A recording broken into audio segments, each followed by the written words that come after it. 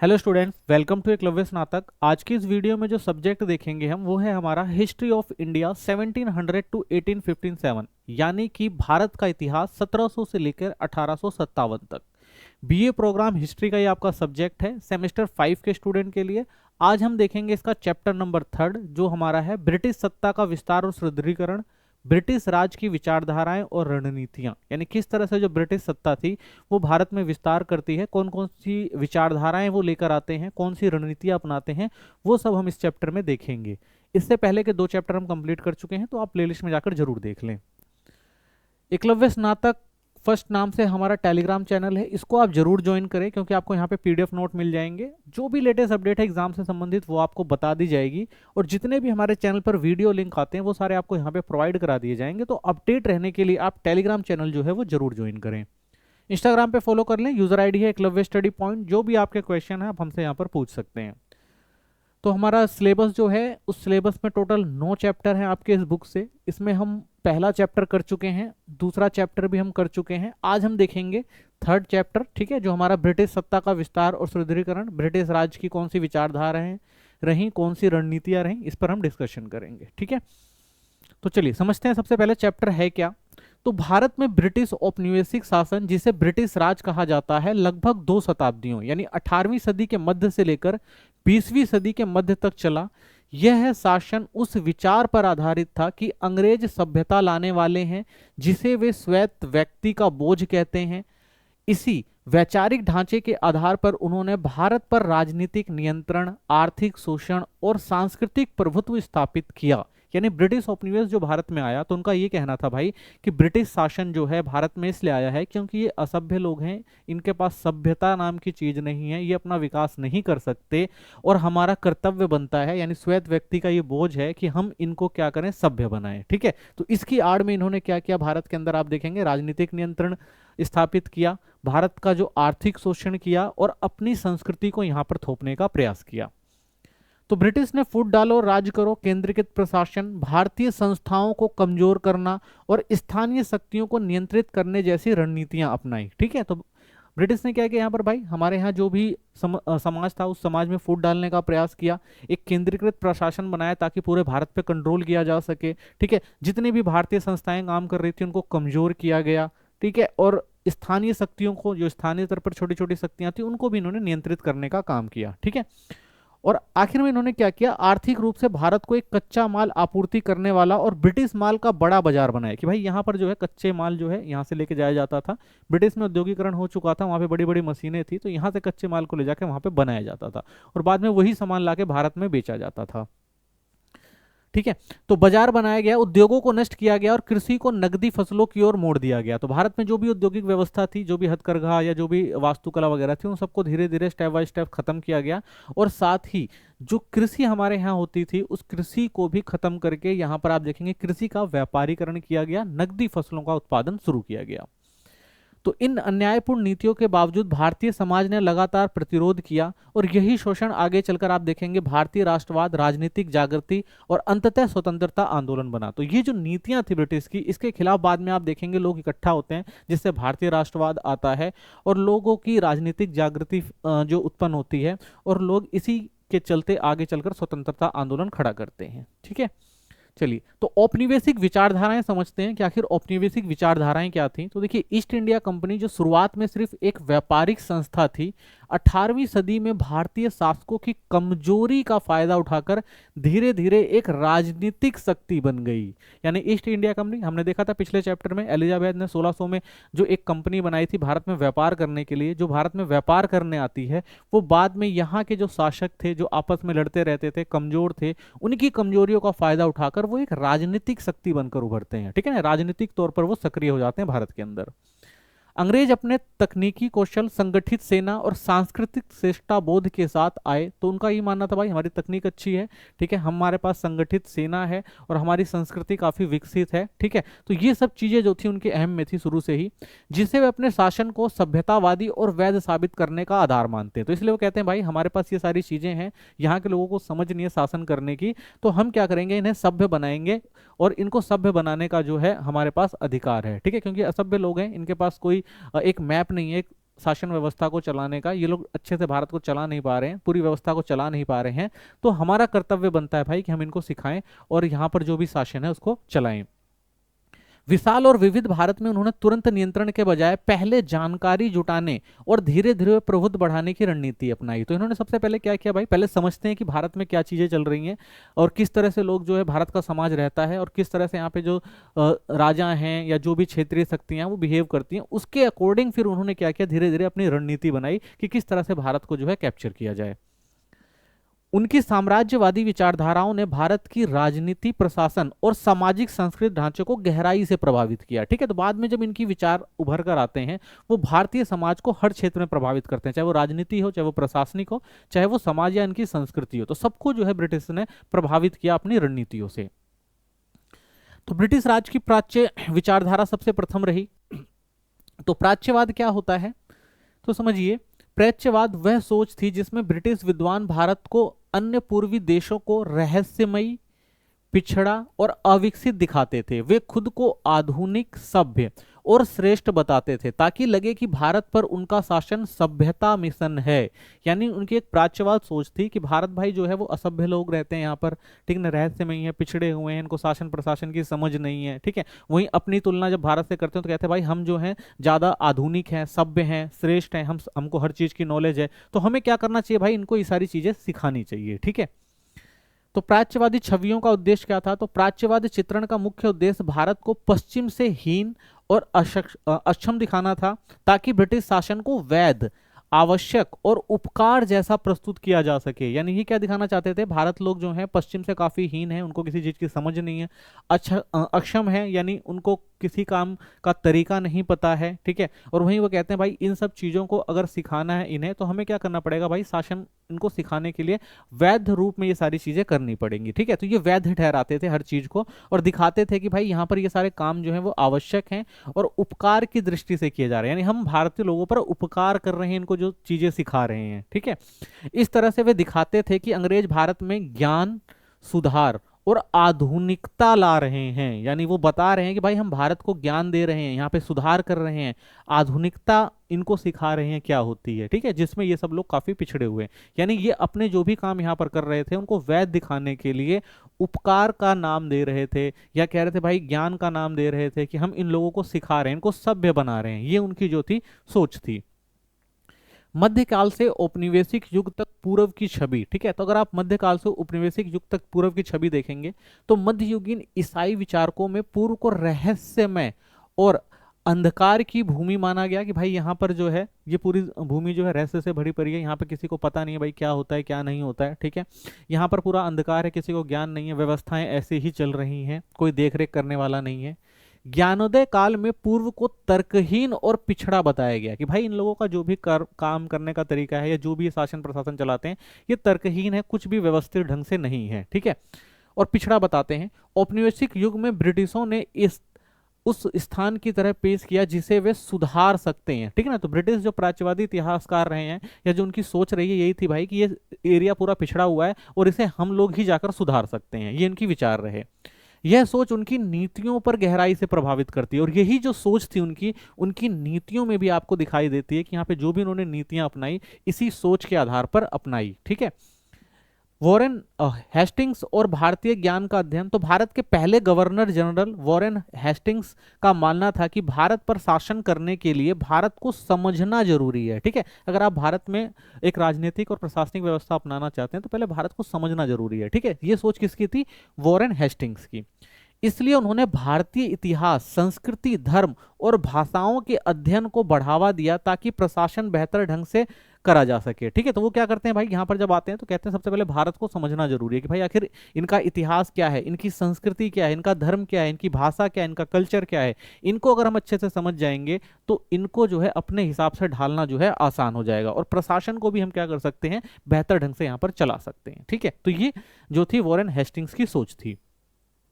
Asiatic society और प्रमुख विद्वान। तो 1784 में कोलकाता में बनी एशियोटिक सोसाइटी का उद्देश्य था भारतीय ज्ञान और साहित्य का अध्ययन करना। ठीक है, तो इसलिए कोलकाता में एक एशियोटिक सोसाइटी बनाई गई। इसका मेन उद्देश्य ये था कि भाई भारतीय जो ज्ञान है और जो साहित्य है उसको पहले समझा जाए। विलियम जोन्स और H.T. कोलेब्रुक जैसे विद्वानों ने संस्कृत और भारतीय शास्त्रों का अध्ययन किया, लेकिन अक्सर इस दृष्टिकोण से कि ब्रिटिश शासन भारत के लिए उचित है। तो भाई उन्होंने सबसे पहले भारत की जो भी संस्कृति थी, कल्चर था, या जो भी उनके शास्त्र थे, इन सब चीज़ों को अच्छे से पढ़ा और पढ़ने के बाद यही कहने का प्रयास किया कि भाई ये सब जो चीज़ें हैं वो ब्रिटिश प्रशासन से अच्छी नहीं है, ठीक है ना, वो ज़्यादा उचित तरीके से शासन चला सकते हैं। ये जो पुराने विचार हैं, ये जो पुरानी चीज़ें जो चली आ रही हैं भारत में, ये सही नहीं है, ठीक है ना। ब्रिटिश जो नई चीज़ें लेकर आ रहे हैं वो ज़्यादा बेहतर है यहाँ के लिए। भारतीय कानून और भाषा का अध्ययन किया, तो ब्रिटिश ने भारतीय कानूनों का संकलन किया और प्रशासन में उपयोग के लिए स्थानीय भाषाएं सीखी, ठीक है। तो उन्होंने सोचा भाई देखिए इतनी बड़ी व्यवस्था को बदलना इतना तो आसान नहीं है, तो क्यों ना व्यवस्था का हिस्सा बना जाए, पहले इन चीज़ों को सीखा जाए, समझा जाए, उनके अनुसार ढला जाए और उसके बाद फिर अपनी चीज़ों को इन पर थोपा जाए। तो ऐसा जो विचार रहा हमेशा ब्रिटिश का। तो फोर्ट विलियम्स कॉलेज और हैलिबर कॉलेज जैसे संस्थानों में अंग्रेज अफसरों को भारतीय समाज, संस्कृति और कानून की ट्रेनिंग दी जाती थी। तो इसके लिए बकायदा क्या किए गए भाई, दो कॉलेज आप देखेंगे, फोर्ट विलियम्स कॉलेज था और हैलिबरी कॉलेज था, जहां पर जो भारत की जो भी संस्कृति थी, जो भी कानून व्यवस्था थी, उनको यहाँ पर सिखाया जाता था कि भाई आप इन चीज़ों को पहले सीख लें, ठीक है ना, उनसे उनके साथ मिले, उनके जैसा थोड़ा दिखने का प्रयास करें, ताकि बाद में जब हम उनको बदलें तो उनको ये ना लगे भाई जबरदस्ती चीज़ें थोपी जा रही हैं, ठीक है। तो एक रणनीति थी ये भारत के लिए ब्रिटिशर्स की। प्राच्य निरंकुशता की अवधारणा, तो अलेक्जेंडर डॉव और रॉबर्ट ऑर्मे जैसे ब्रिटिश लेखकों ने भारत के शासकों को तानाशाह और निरंकुश दिखाया, ठीक है। तो अब देखिए, अब जो वहाँ के आप देखेंगे जो भी वहाँ के लेखक रहे या जो भी ब्रिटिश लेखक थे, वो भारत को जो है वो हमेशा हीन दिखाने की कोशिश करते हैं कि भाई यहाँ पर जो प्रशासन चल रहा था वो इतना क्रूर था, इतना हिंसक था या इतना तानाशाह था कि यहाँ के लोग जो हैं उनसे परेशान हो गए थे, ऐसा दिखाने का प्रयास करते हैं वो। वे कहते हैं कि भारतीय राजा केवल दरबारियों और अमीरों पर निर्भर रहते थे, इससे ब्रिटिश शासन को अधिक न्यायपूर्ण और उच्च बताने का जो है वो प्रयास किया गया। तो ये कहा गया कि भाई अगर आप देखेंगे भारत में जो प्रशासनिक व्यवस्था चल रही थी वो केवल किसके हित में थी, दरबारी और अमीरों पर पूरी तरह से निर्भर थी, वही पूरे प्रशासन को चलाते थे। वहीं अगर आप ब्रिटिश शासन की बात करेंगे तो ये ज्यादा न्यायपूर्ण आपको दिखाई देगा और उन्नत दिखाई देगा, क्योंकि ये सबके लिए काम कर रहा था, ठीक है। तो ये अपने जो प्रशासन को अच्छा दिखाते हैं और जो भारत में प्रशासन व्यवस्था चल रही थी उसको निरंकुश दिखाने का प्रयास करते हैं। ज्ञान संग्रह और राजनीतिक का संबंध, तो ब्रिटिश द्वारा भारत का अध्ययन सिर्फ विद्वता नहीं बल्कि राजनीति से जुड़ा हुआ था। भारत के समाज, अर्थव्यवस्था और परंपराओं को समझकर उस पर बेहतर नियंत्रण पाना चाहते थे। तो पहले क्या सोच रहे थे ब्रिटिश, पहले भाई समझा जाए कि आखिर यहाँ का समाज कैसे रह रहा है, ठीक है ना, इनकी अर्थव्यवस्था कैसे चल रही है, कौन सी परंपराएं हैं यहाँ पर जो अपनाई जा रही हैं। तो इन सब चीज़ों को अगर आप अच्छे से समझ लेंगे तो रणनीति के हिसाब से अगर इन पर नियंत्रण किया जाएगा तो वो क्या होगा, बहुत आसान हो जाएगा, ठीक है। तो ये सोच थी उनकी। इस ज्ञान का उपयोग शासन मजबूत करने और लंबे समय तक शासन बनाए रखने के लिए किया गया, ठीक है। तो ऐसा हो सकता है ना भाई, अगर आपने उन सब चीजों को समझ लिया कि जिन वजह से हम उनको नियंत्रित कर सकते हैं, तो जब वो नियंत्रण में रहेंगे तो शासन और प्रशासन लंबे समय तक चलाना जो है वो आसान हो जाएगा, ठीक है। तो ये जो सोच रही उनकी। औपनिवेशिक मानसिकता, अब औपनिवेशिक मानसिकता समझते हैं क्या रही होगी उनकी। तो सबसे पहले वो सभ्यता मूलक जो व्यवस्था की बात करते हैं, कहते हैं सभ्यता मिशन क्या था, तो ब्रिटिश अपने शासन को सभ्य बनाने का मिशन बताते हैं। तो उन्होंने भाई सीधा साधा ये कहा कि हम जो उपनिवेश हमने स्थापित किया भारत के अंदर, तो वहां के लोगों को क्या करना है भाई, हमें सभ्य बनाना, यानी हम सभ्य बनाने के मिशन पर हैं।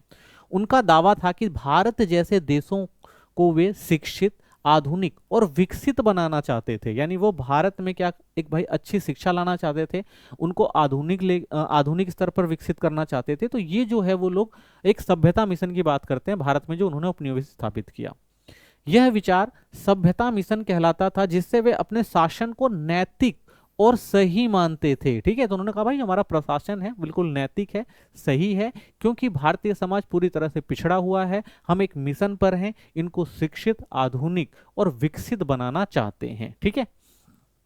ब्रिटिशों का क्या दावा था, अंग्रेज कहते थे कि वे भारत में पश्चिमी शिक्षा, नया कानून और नई व्यवस्था और आधुनिक प्रशासन ला रहे हैं, वे इसे भारतीयों के भले के लिए बताते थे, ताकि लगे कि वे भारत की मदद कर रहे हैं, ना कि शासन और नियंत्रण कर रहे हैं। तो उन्होंने भाई जो भी चीजें भारत में लागू करी वो उसको इस तरह से दिखाते थे कि भाई वो भारत में शासन और नियंत्रण नहीं कर रहे हैं, बल्कि उनको आधुनिक और शिक्षित बना रहे हैं और उनका विकास कर रहे हैं। ठीक है, तो ये उन्होंने दिखाने का प्रयास किया।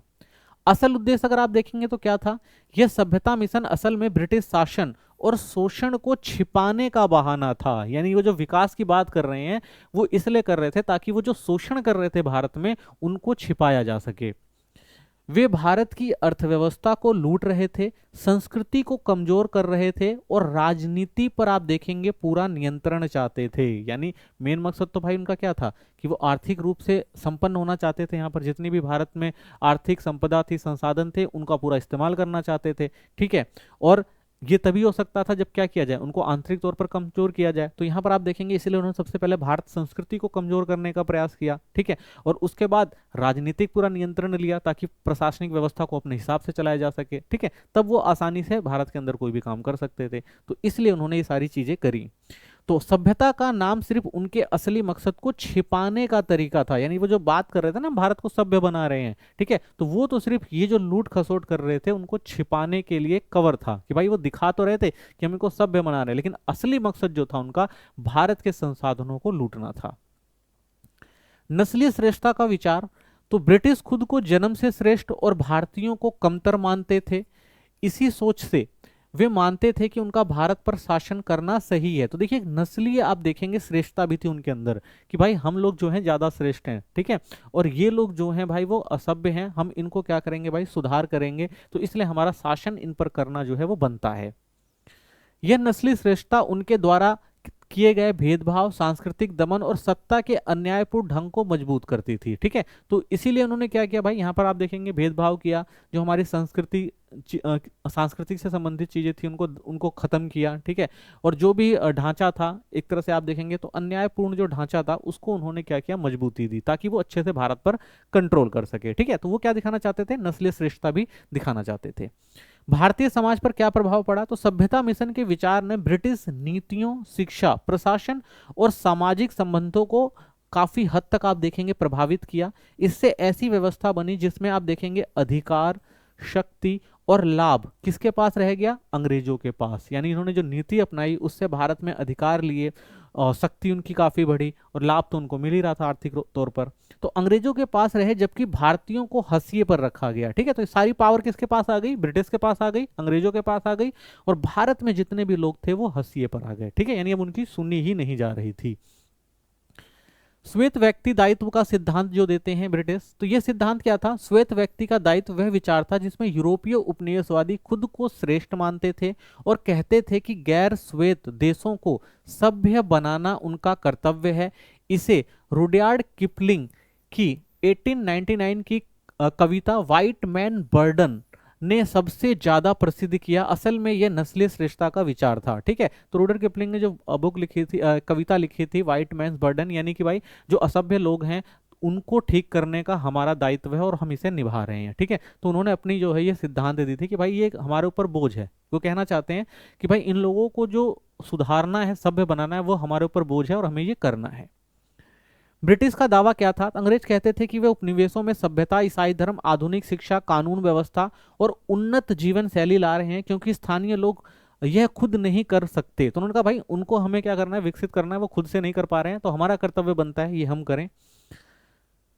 यह पूरा दावा प्रतीकात्मक और नक्सलवादी था जिसमें भारतीयों और एशियाई समाजों को कमतर दिखाया गया। तो आप देखेंगे भाई ये पूरी तरह से आप देखेंगे कि वो एक प्रतीकात्मक समाज यानी कि हम श्रेष्ठ हैं और हमारे तरह ही शासन चल सकता है ये दिखाना चाहते थे। ठीक है ना, तो नस्लवादी तो लोग थे ही। ठीक है ना, व्हाइट मैन अगर बर्डन कह रहे हैं तो इसका मतलब क्या है, वो श्वेतों को ज्यादा वो दिखा रहे हैं और जो अश्वेत हैं, ठीक है ना, उनको क्या दिखा रहे हैं भाई, वो नीचा दिखा रहे हैं। तो भारतीय एशियाई समाजों को वो हमेशा क्या दिखाते हैं, कमतर दिखाते हैं कि ठीक है ये लोग जो हैं काफी असभ्य हैं, इनके पास रहन सहन का तरीका नहीं है, प्रशासन करना इनको आता नहीं है, तो हमारा ही कर्तव्य हम इनको ठीक करें। उपनिवेशवाद को नैतिक बताना, तो इस सिद्धांत का मुख्य काम उपनिवेशवाद को जो है नैतिक दिखाना था। यूरोपीय शक्तियां यह कहती थी कि कब्जा नहीं कर रही बल्कि स्थानीय लोगों की भलाई के लिए आए हैं। ठीक है, तो कहते भाई हम यहाँ पर कब्जा करने नहीं आए हैं, हम लोगों की भलाई कर रहे हैं।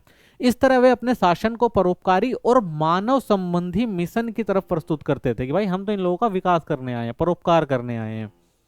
असली सच्चाई क्या थी? तो परोपकार के पीछे असल उद्देश्य था आर्थिक शोषण, राजनीतिक नियंत्रण और सांस्कृतिक दमन और नस्लीय श्रेष्ठता फैलाना। ठीक है, ये कोई परोपकार नहीं कर रहे थे, बल्कि क्या था भाई इनका मेन मकसद कि ज्यादा से ज्यादा ये आर्थिक शोषण कर सके, पूरी राजनीति पर नियंत्रण रख सके, और जो भी यहाँ की संस्कृति खत्म करके अपनी संस्कृति को यहाँ पर थोपा जा सके। ठीक है, और अपने आप को हमेशा श्रेष्ठ रखा जाए। तो ये सारी चीजें दिखाने का इनका मकसद था, ताकि उपनिवेशवाद को नैतिक दिखाया जा सके और संसाधनों की लूट तथा सत्ता पर पकड़ को जो है छिपाया जा सके। तो मेन मकसद यही था भाई कि ये अपनी श्रेष्ठता दिखाना चाहते थे, ये नैतिक जिम्मेदारी दिखा रहे थे, लेकिन मेन मकसद क्या था भाई? यहाँ के संसाधनों को लूटना और सत्ता को मजबूत करना था, ब्रिटिश सत्ता को। ठीक है, तो ये इनका जो मेन मकसद था।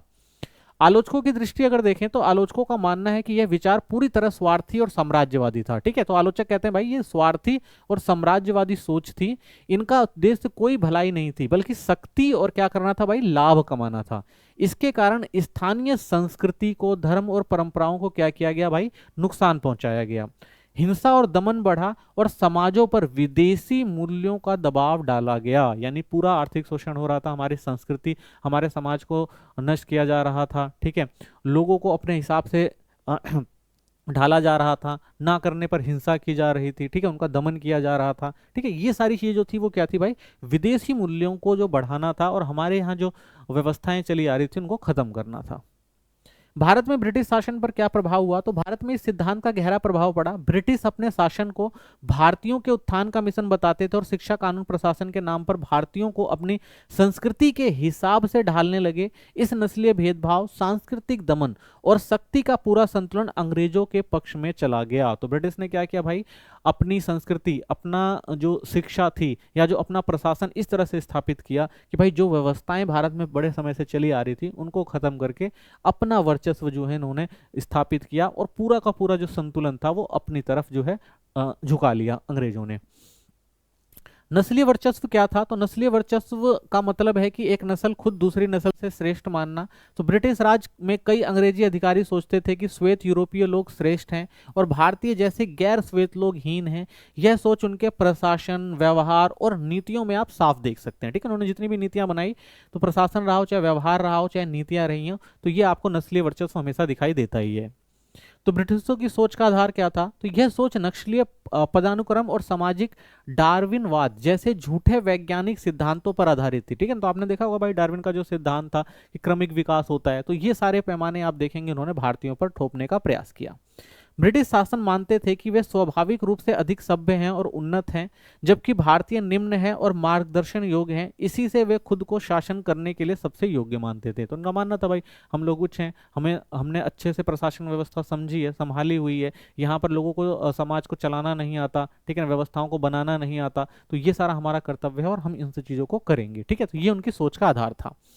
सामाजिक पदानुक्रम की बात करें तो ब्रिटिश समाज में नस्ल के आधार पर एक साफ पिरामिड था। सबसे ऊपर यूरोपीय होते थे, उसके बाद आप देखेंगे यूरेशियन होते थे और सबसे नीचे भारतीय। इस भेदभाव का असर आप नौकरियों में देखेंगे, क्लबों में देखेंगे, सार्वजनिक स्थानों पर देखेंगे, शिक्षा और प्रशासनिक पदों पर पड़ता था, जहां भारतीयों को हमेशा नीचे रखा जाता था। यानी एक जो प्रशासनिक व्यवस्था बनाई गई ब्रिटिश द्वारा, उस प्रशासनिक व्यवस्था में आप सबसे पहले देखेंगे जो सबसे ऊपर का पद था वो किनको दिया जाता था? वो यूरोपीय लोगों को दिया जाता था। ठीक है, उससे जो सेकंड आता है पद वो यूरोशियन को मिलता था, और जो सबसे नीचे के छोटे मोटे पद थे वो भारतीयों को दिए जाते थे। ठीक है, तो इसका मेन काम ये था कि भाई प्रशासनिक तौर पर वो व्यवस्थाएं नहीं संभाल सकते, भारतीय लोग व्यवस्थाओं को नहीं संभाल सकते, इसलिए इनको नीचे कैटेगरी में रखा जाएगा और वहीं पर ये सारे काम करेंगे। ठीक है, तो ये भी उनकी जो है एक हीन भावना जो दिखाती है भारतीय समाज को लेकर। कानूनी भेदभाव, औपनिवेशिक काल में एक ही अपराध का यूरोपियों के लिए और भारतीयों की सजाएं जो थी वो अलग अलग थी। कई कानून यूरोपियों को विशेष सुरक्षा देते थे, जबकि भारतीयों पर सख्त और भेदभावपूर्ण नियम लागू होते थे। कानून भी नस्लीय असमानता बनाए रखने का साधन था। यानी अगर आप देखेंगे कानूनी भेदभाव भी आपको देखने को मिलेगा। एक ही अगर एक ही कोई क्राइम कर रहा है तो उसके लिए आप देखेंगे कानून, सजा अलग अलग होती थी। अगर भारतीयों ने चोरी करी तो भाई उनको कड़ा दंड दिया जाएगा, लेकिन अगर यूरोपीय चोरी करते हैं तो उनको थोड़ी बहुत जुर्माना देकर छोड़ दिया जाता था। तो आप देखेंगे भाई ये कितना बड़ा जो कानूनी तौर पर भी वहां पर भेदभाव आपको देखने को मिलता है। सांस्कृतिक आधिपत्य, तो ब्रिटिश ने अपनी संस्कृति को श्रेष्ठ बताया और भारतीय संस्कृति को पिछड़ा। ठीक है, आप देख रहे हैं संस्कृति में भी वो अपनी संस्कृति को श्रेष्ठ बता रहे हैं और भारतीय संस्कृति को जो है पिछड़ा बता रहे हैं। अंग्रेजी भाषा को वो सभ्य घोषित किया गया, जबकि भारतीय भाषाओं को वो कमतर माना गया। पश्चिमी शिक्षा और जीवन शैली को बढ़ावा देकर ब्रिटिशों ने सांस्कृतिक साम्राज्यवाद स्थापित किया। तो आप देखेंगे जो भारत की शैली थी, जो भारत की संस्कृति थी, जो भारत की भाषा थी, उनको उन्होंने कमजोर करने का प्रयास किया और भारत में सांस्कृतिक साम्राज्यवाद लाने की कोशिश किया। वो एक ऐसा वर्ग तैयार करना चाहते थे जो आप देखेंगे बिल्कुल अंग्रेजों जैसा हो, उनकी तरह बोले, उनकी तरह कपड़े पहने और जो वो कहें वो करे। तो इस तरह का जो वर्ग आप देखेंगे उन्होंने तैयार करने का प्रयास किया, जिसे क्या कहा गया, सांस्कृतिक साम्राज्यवाद। आर्थिक शोषण, नस्लीय श्रेष्ठता की सोच ने ब्रिटिशों को यह विश्वास दिया कि भारतीयों के संसाधन और मेहनत पर उनका अधिकार है। यानी जो भी भारत में संसाधन है और जो लोग मेहनत कर रहे हैं वो किसके लिए कर रहे हैं, ब्रिटिश के लिए कर रहे हैं और वो उनका अधिकार है।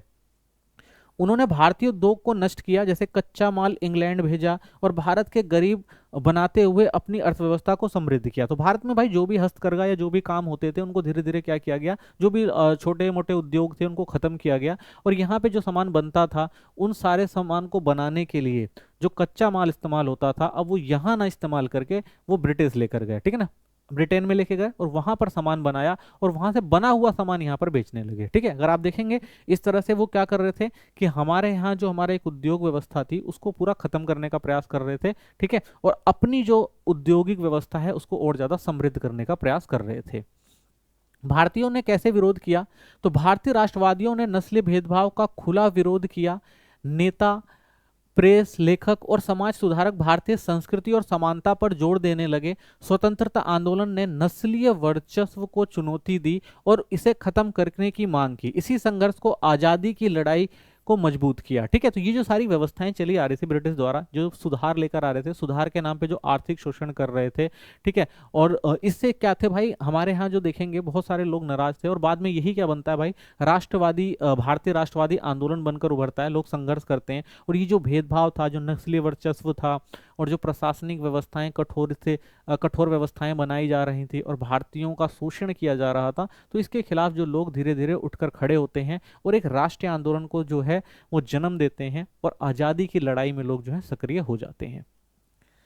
पितृसत्ता क्या थी, तो देखिए पितृसत्ता क्या थी। ब्रिटिश शासन में पितृसत्ता का मतलब था अंग्रेज खुद को भारतीयों का बड़ा समझदार पिता मानते थे। वे दावा करते थे, वे जानते थे कि भारतीयों के लिए क्या सही है, इसलिए भारतीयों की राय पूछे बिना उनके फैसले लेते थे। यानी ब्रिटिश पितृसत्ता चलती थी कि भाई उन्होंने खुद तय कर लिया कि भाई इनके लिए क्या सही है क्या नहीं है वो हम तय करेंगे, क्योंकि हम इनके बड़े हैं, हम ज्यादा समझदार हैं, इनको तो समझ ही नहीं है। ठीक है, तो ये विचार उन्होंने खुद विकसित कर लिया था।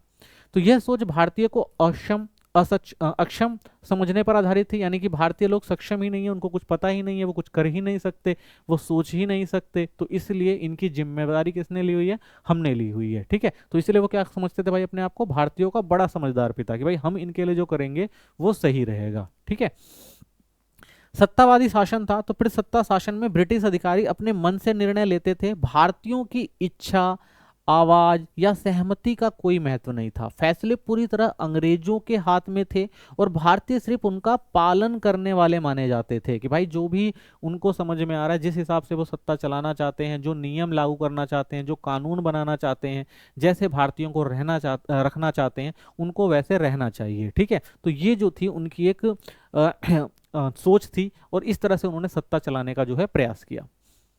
सीमित राजनीतिक भागीदारी, तो भारतीयों को शासन में बहुत कम अधिकार दिए जाते थे। निर्णय लेने की पूरी शक्ति आप देखेंगे ब्रिटिश अधिकारियों के पास रहती थी।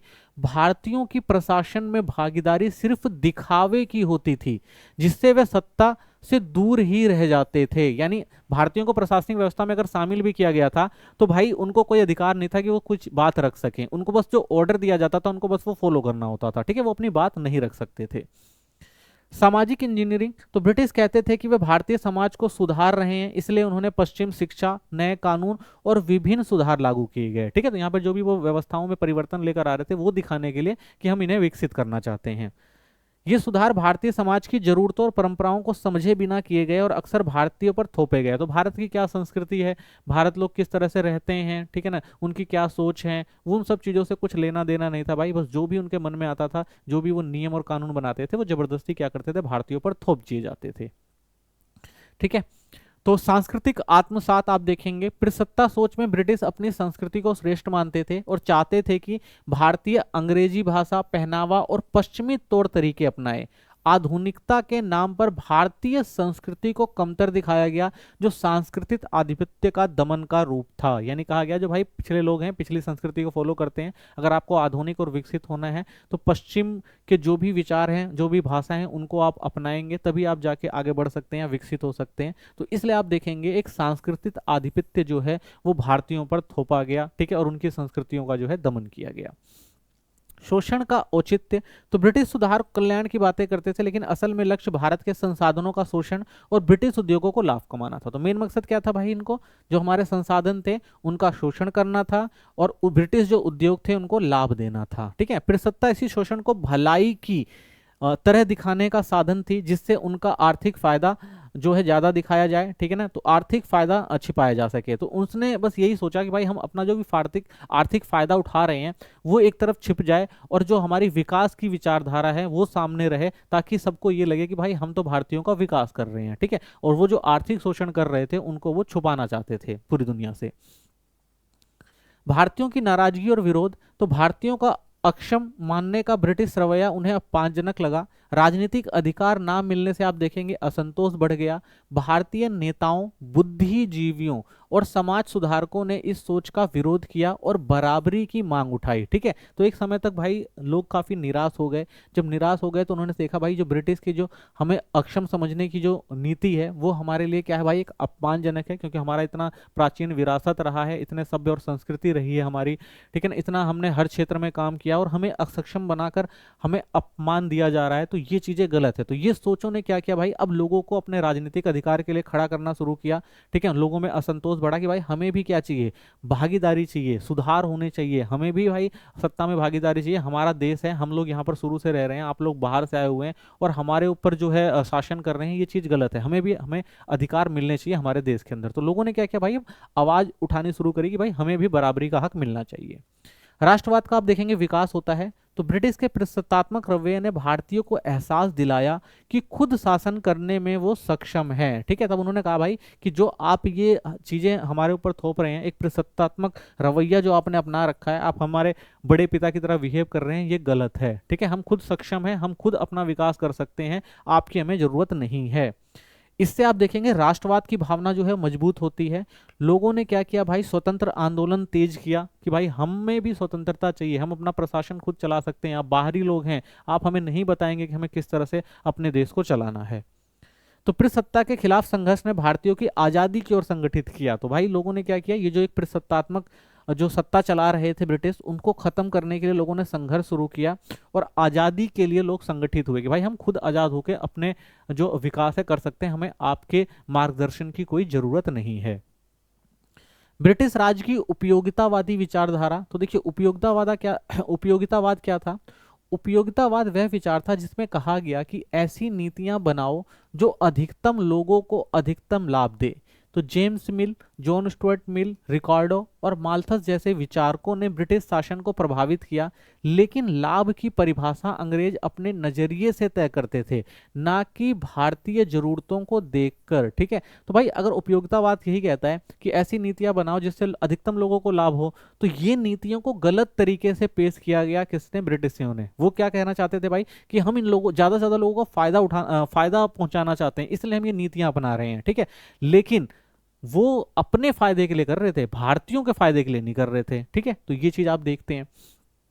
शासन और कानून पर उपयोगितावाद का असर, तो उपयोगितावाद विद्वानों का मानना था कि भारत में सख्त कानून और मजबूत प्रशासन ही लोगों की खुशी के लिए जरूरी है। वे कहते थे कि भारत स्वशासन के लिए तैयार नहीं है, इसलिए ब्रिटिश शासन की व्यवस्था और भलाई कायम कर सकता है, ठीक है। तो उपयोगितावादी क्या कहते हैं भाई कि भारत में लोगों को समझ नहीं है प्रशासन और शासन चलाने के लिए, तो भाई प्रशासन और शासन चलाना है और उनकी भलाई करनी है, तो ब्रिटिश को क्या करना पड़ेगा भाई, जरूर सख्त कानून और मजबूत प्रशासन बनाना पड़ेगा, तभी ये व्यवस्थाएं जो है भारत में लागू हो सकती हैं।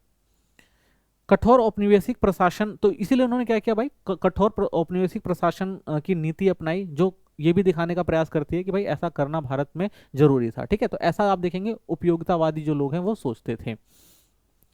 राजस्व और भूमि नीति का प्रभाव, तो उपयोगितावादियों का तर्क था कि जमींदार बिना मेहनत जमीन का अधिशेष खा रहे हैं, जबकि असली उत्पादन जो है वो किसान करता है।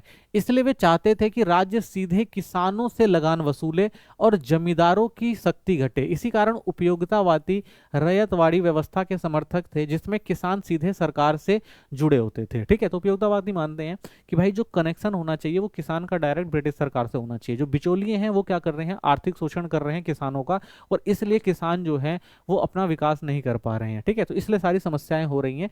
तो ये बात कहते हैं, और वो कहते हैं इसलिए भाई रैयतवाड़ी जो आप देखेंगे व्यवस्था आई थी वो इसी कारण आई थी कि किसान जो है वो डायरेक्ट ब्रिटिश से वो कनेक्ट हो जाएं, ताकि बिचौलिए ना रहें और जिससे किसानों को ज्यादा फायदा हो। तो ये उपयोगितावादी विचारधाराओं की जो थी एक कहेंगे बात थी। स्थायी बंदोबस्त की आलोचना, तो जेम्स मिल, स्टुअर्ट मिल और बाद में एरिक स्टोक्स जैसे विद्वानों ने स्थायी बंदोबस्त को गलत बताया। वे कहते थे कि इसमें किसान अधिकार स्पष्ट नहीं थे और जमींदारी बिना मेहनत लाभ उठा रहे थे। उनका मानना था भाई, जेम्स मिल थे, स्टुअर्ट मिल, और ये कहते हैं कि भाई जो जमींदारी व्यवस्था थी उसमें सारा फायदा जो है जमींदार उठा रहे हैं, और आप देखेंगे किसानों को इससे कोई फायदा नहीं, क्योंकि उनके पास तो भाई जमीनें भी नहीं है। ठीक है, जमीनें भी आप देखेंगे जमींदार की है, और वो वहाँ पे जो किसान खेती कर रहे हैं उनसे क्या करता है, वो टैक्स ले लेता है और सारा फायदा जो है वो उठा लेता है। ठीक है, उपयोगितावादियों ने भूमि अधिकारों का रिकॉर्ड बनाने पर जोर दिया और चाहते थे कि भूमि का कानूनी मालिकाना किसान को, ताकि वे बेच सके, गिरवी रख सके और सुरक्षित ढंग से उपयोग कर सके। ठीक है, तो जो उपयोगितावादी लोग हैं वो यही चाहते थे कि भाई अधिकार जो हो, भूमि का अधिकार वो किसान के पास होना चाहिए। ठीक है, तो वो क्या करें भाई, ताकि वो खेती अच्छे से कर सकें। अगर उनको जरूरत है तो भाई वो अपने सामान को अपनी मर्जी से जहां मर्जी बेच सकें। ठीक है, अगर जरूरत पड़े तो उसको गिरवी रख सकें, या अपनी जमीन को और सुरक्षित ढंग से उसको काम पे ला सकें। तो ये सारी चीजें करने के लिए भाई जो जमीनें हैं वो किसानों को देनी बहुत जरूरी है। ठीक है, तो ये किसका मानना था, उपयोगितावादियों का। रिकार्डो का किराया सिद्धांत, तो रिकार्डो ने कहा कि उपजाऊ जमीन अधिशेष देती है जो जमींदारों को अनर्जित लाभ है। जमींदार कोई उत्पादन नहीं करते, सिर्फ एक अधिकार लाभ उठाते हैं।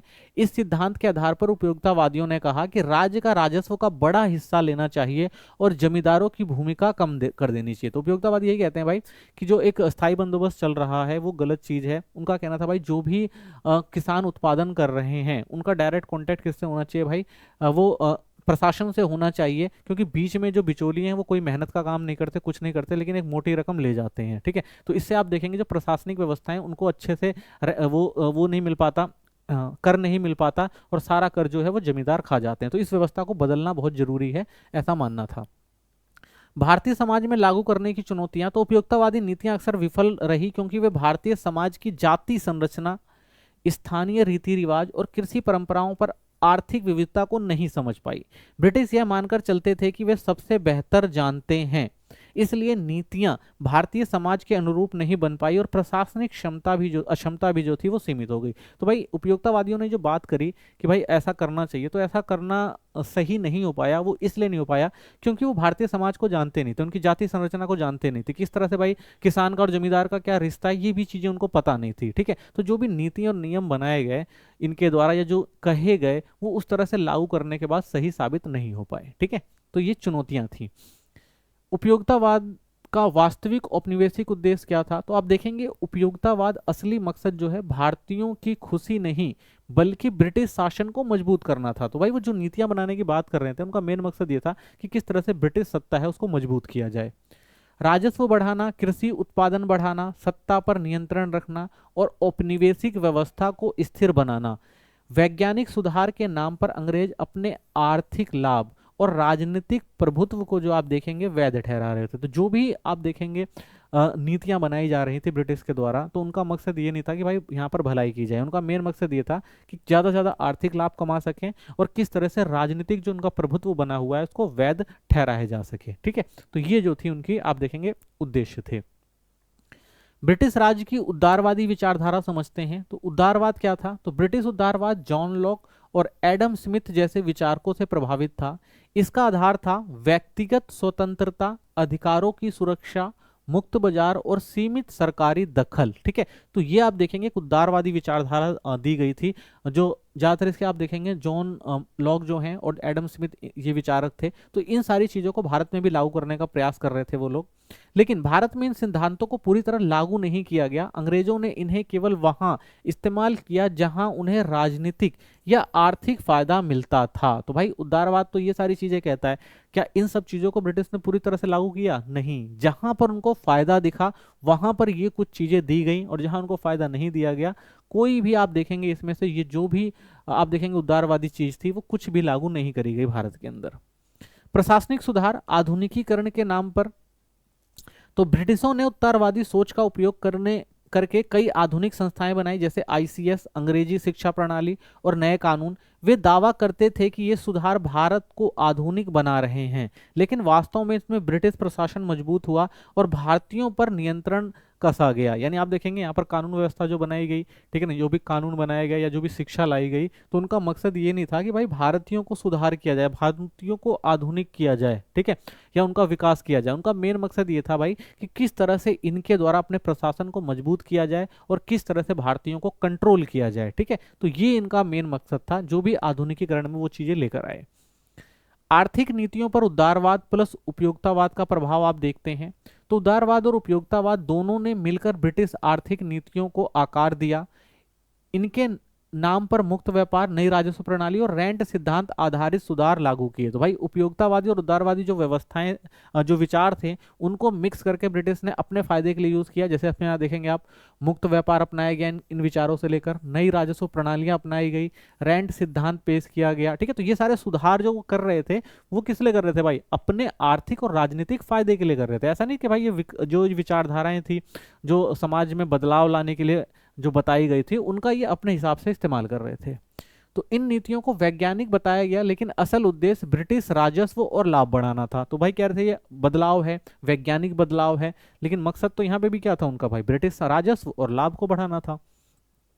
उदारवाद का चयनात्मक आयोग, तो ब्रिटिश उदारवाद सिद्धांत में समानता और अधिकारों की बात करता था, लेकिन भारत में इसका उपयोग चुनिंदा रूप में किया गया। तो आप देखेंगे भाई उदारवाद क्या करता है, वो समानता और अधिकारों की बात करता है उदारवाद, लेकिन आप भारत में देखेंगे क्या ऐसा हो रहा था? तो ऐसा कुछ जगहों पर आप देखेंगे भारतीयों के अधिकार सीमित रखे गए, राजनीतिक भागीदारी कम दी गई और भूमि तथा राजस्व नीतियों ने किसानों को और कमजोर किया। उदारवाद तभी लागू होता था जब ब्रिटिश हितों का लाभ पहुंचाता था, ठीक है। तो इन्होंने जो नीतियां अपनाई, जो अधिकार दिए, आप देखेंगे भाई सीमित अधिकार दिए। सीमित अधिकार क्यों दिए भाई? प्रशासनिक व्यवस्था चलानी है, तो सारे अधिकारी तो ब्रिटिश से लाके नहीं भर्ती किए जा सकते। तो जो अधिकार दिए जा रहे थे वो भी अपने फायदे के लिए, कि भाई यहाँ के लोगों को अधिकार देके और अपने जो भी प्रशासन में शामिल किया जाए और उनसे फायदा उठाया जाए, ठीक है। और ऐसे राजस्व नीतियां जो उन्होंने अपनाई कि भाई कि जमींदार थे और जमींदार किसानों का शोषण कर रहे हैं, तो जमींदारों को हटा के डायरेक्ट प्रशासन से लेन देन किया जाए। तो ये भी जो सोच थी वो किस थी भाई? ज्यादा खुद का आर्थिक लाभ हो, जो लाभ जो है जमींदार उठा रहे थे, वो सारा का सारा लाभ किसके पास आ जाए? ब्रिटिश के पास आ जाए, ठीक है। तो ये जो भी सोच थी, ये सारी सोच जो है वो अपने हिसाब से वो क्या कर रहे थे? कंट्रोल कर रहे थे ब्रिटिश, ठीक है। तो ये नीतियां जो भी अपनाई जा रही थी, ये भारतीयों की भलाई के लिए नहीं अपनाई जा रही थी, बल्कि अपने आर्थिक और राजनीतिक लाभ के लिए करी जा रही थी। नस्लीय अहंकार और प्रसत्ता का प्रभाव, तो समानता की बात करने वाला उदारवाद भारत में नस्लीय श्रेष्ठता से दब गया।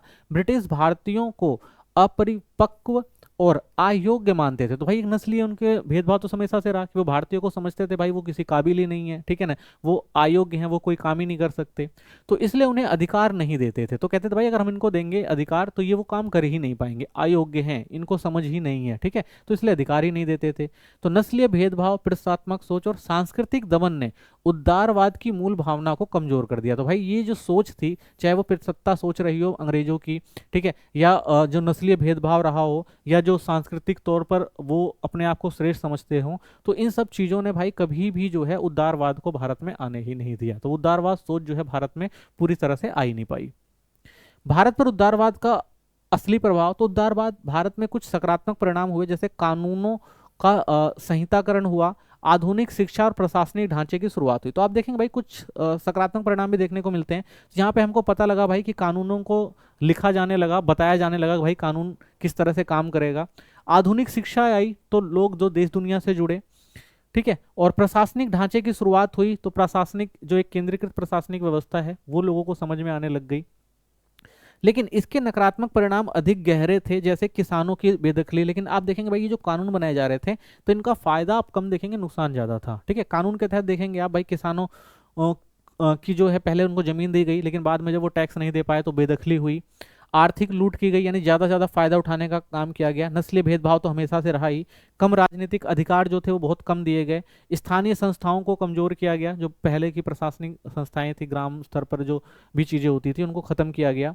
उदारवाद प्राय साम्राज्यवादी हितों के आगे दब गया। तो भाई जो उदारवाद की एक सोच जो भारत में दिखाई दे रही थी कि भाई उदारवादी विचार आ रहे थे, वो अगर आप देखेंगे जो साम्राज्यवादी हित थे उसके आगे दब गए। यानी ये सारे उदारवादी जो भी विचार थे वो साम्राज्यवादियों ने अपने हिसाब से एडजस्ट किए और अपने फायदे के लिए इनका उपयोग किया। ठीक है, अब समझते हैं ब्रिटिश राज की रणनीति कि ब्रिटिश ने किस तरह से रणनीति बनाई भारत पर कब्जा करने के लिए।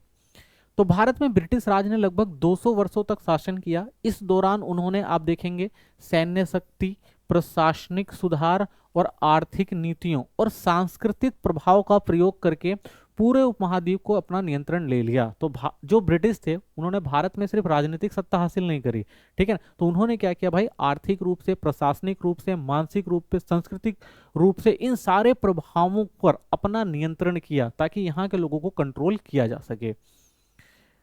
उनका शासन शक्ति संतुलन, आर्थिक शोषण, सांस्कृतिक प्रभुत्व और भारतीय प्रतिरोध आंदोलनों के बीच लगातार संघर्ष का परिणाम बना। तो ये जितनी भी नीतियां ब्रिटिशर्स ने अपनाई थी ये धीरे धीरे क्या हो गई भाई, असहनशील हो गई। लोगों ने आगे चलकर इसका विरोध भी करना शुरू किया। यह भाग ब्रिटिश द्वारा भारत में नियंत्रण बनाए रखने के लिए अपनाई गई प्रमुख रणनीतियों की चर्चा करता है। तो अब आगे हम जो देखेंगे भाई किस तरह से युद्ध, राजनीतिक, प्रशासन, अर्थव्यवस्था और सांस्कृतिक जो प्रभाव जो है इनकी विचारधाराओं का पड़ा। ठीक है, आज इन सब चीजों को देखते हैं। तो सबसे पहले कूटनीतिक जुड़ाव देखते हैं।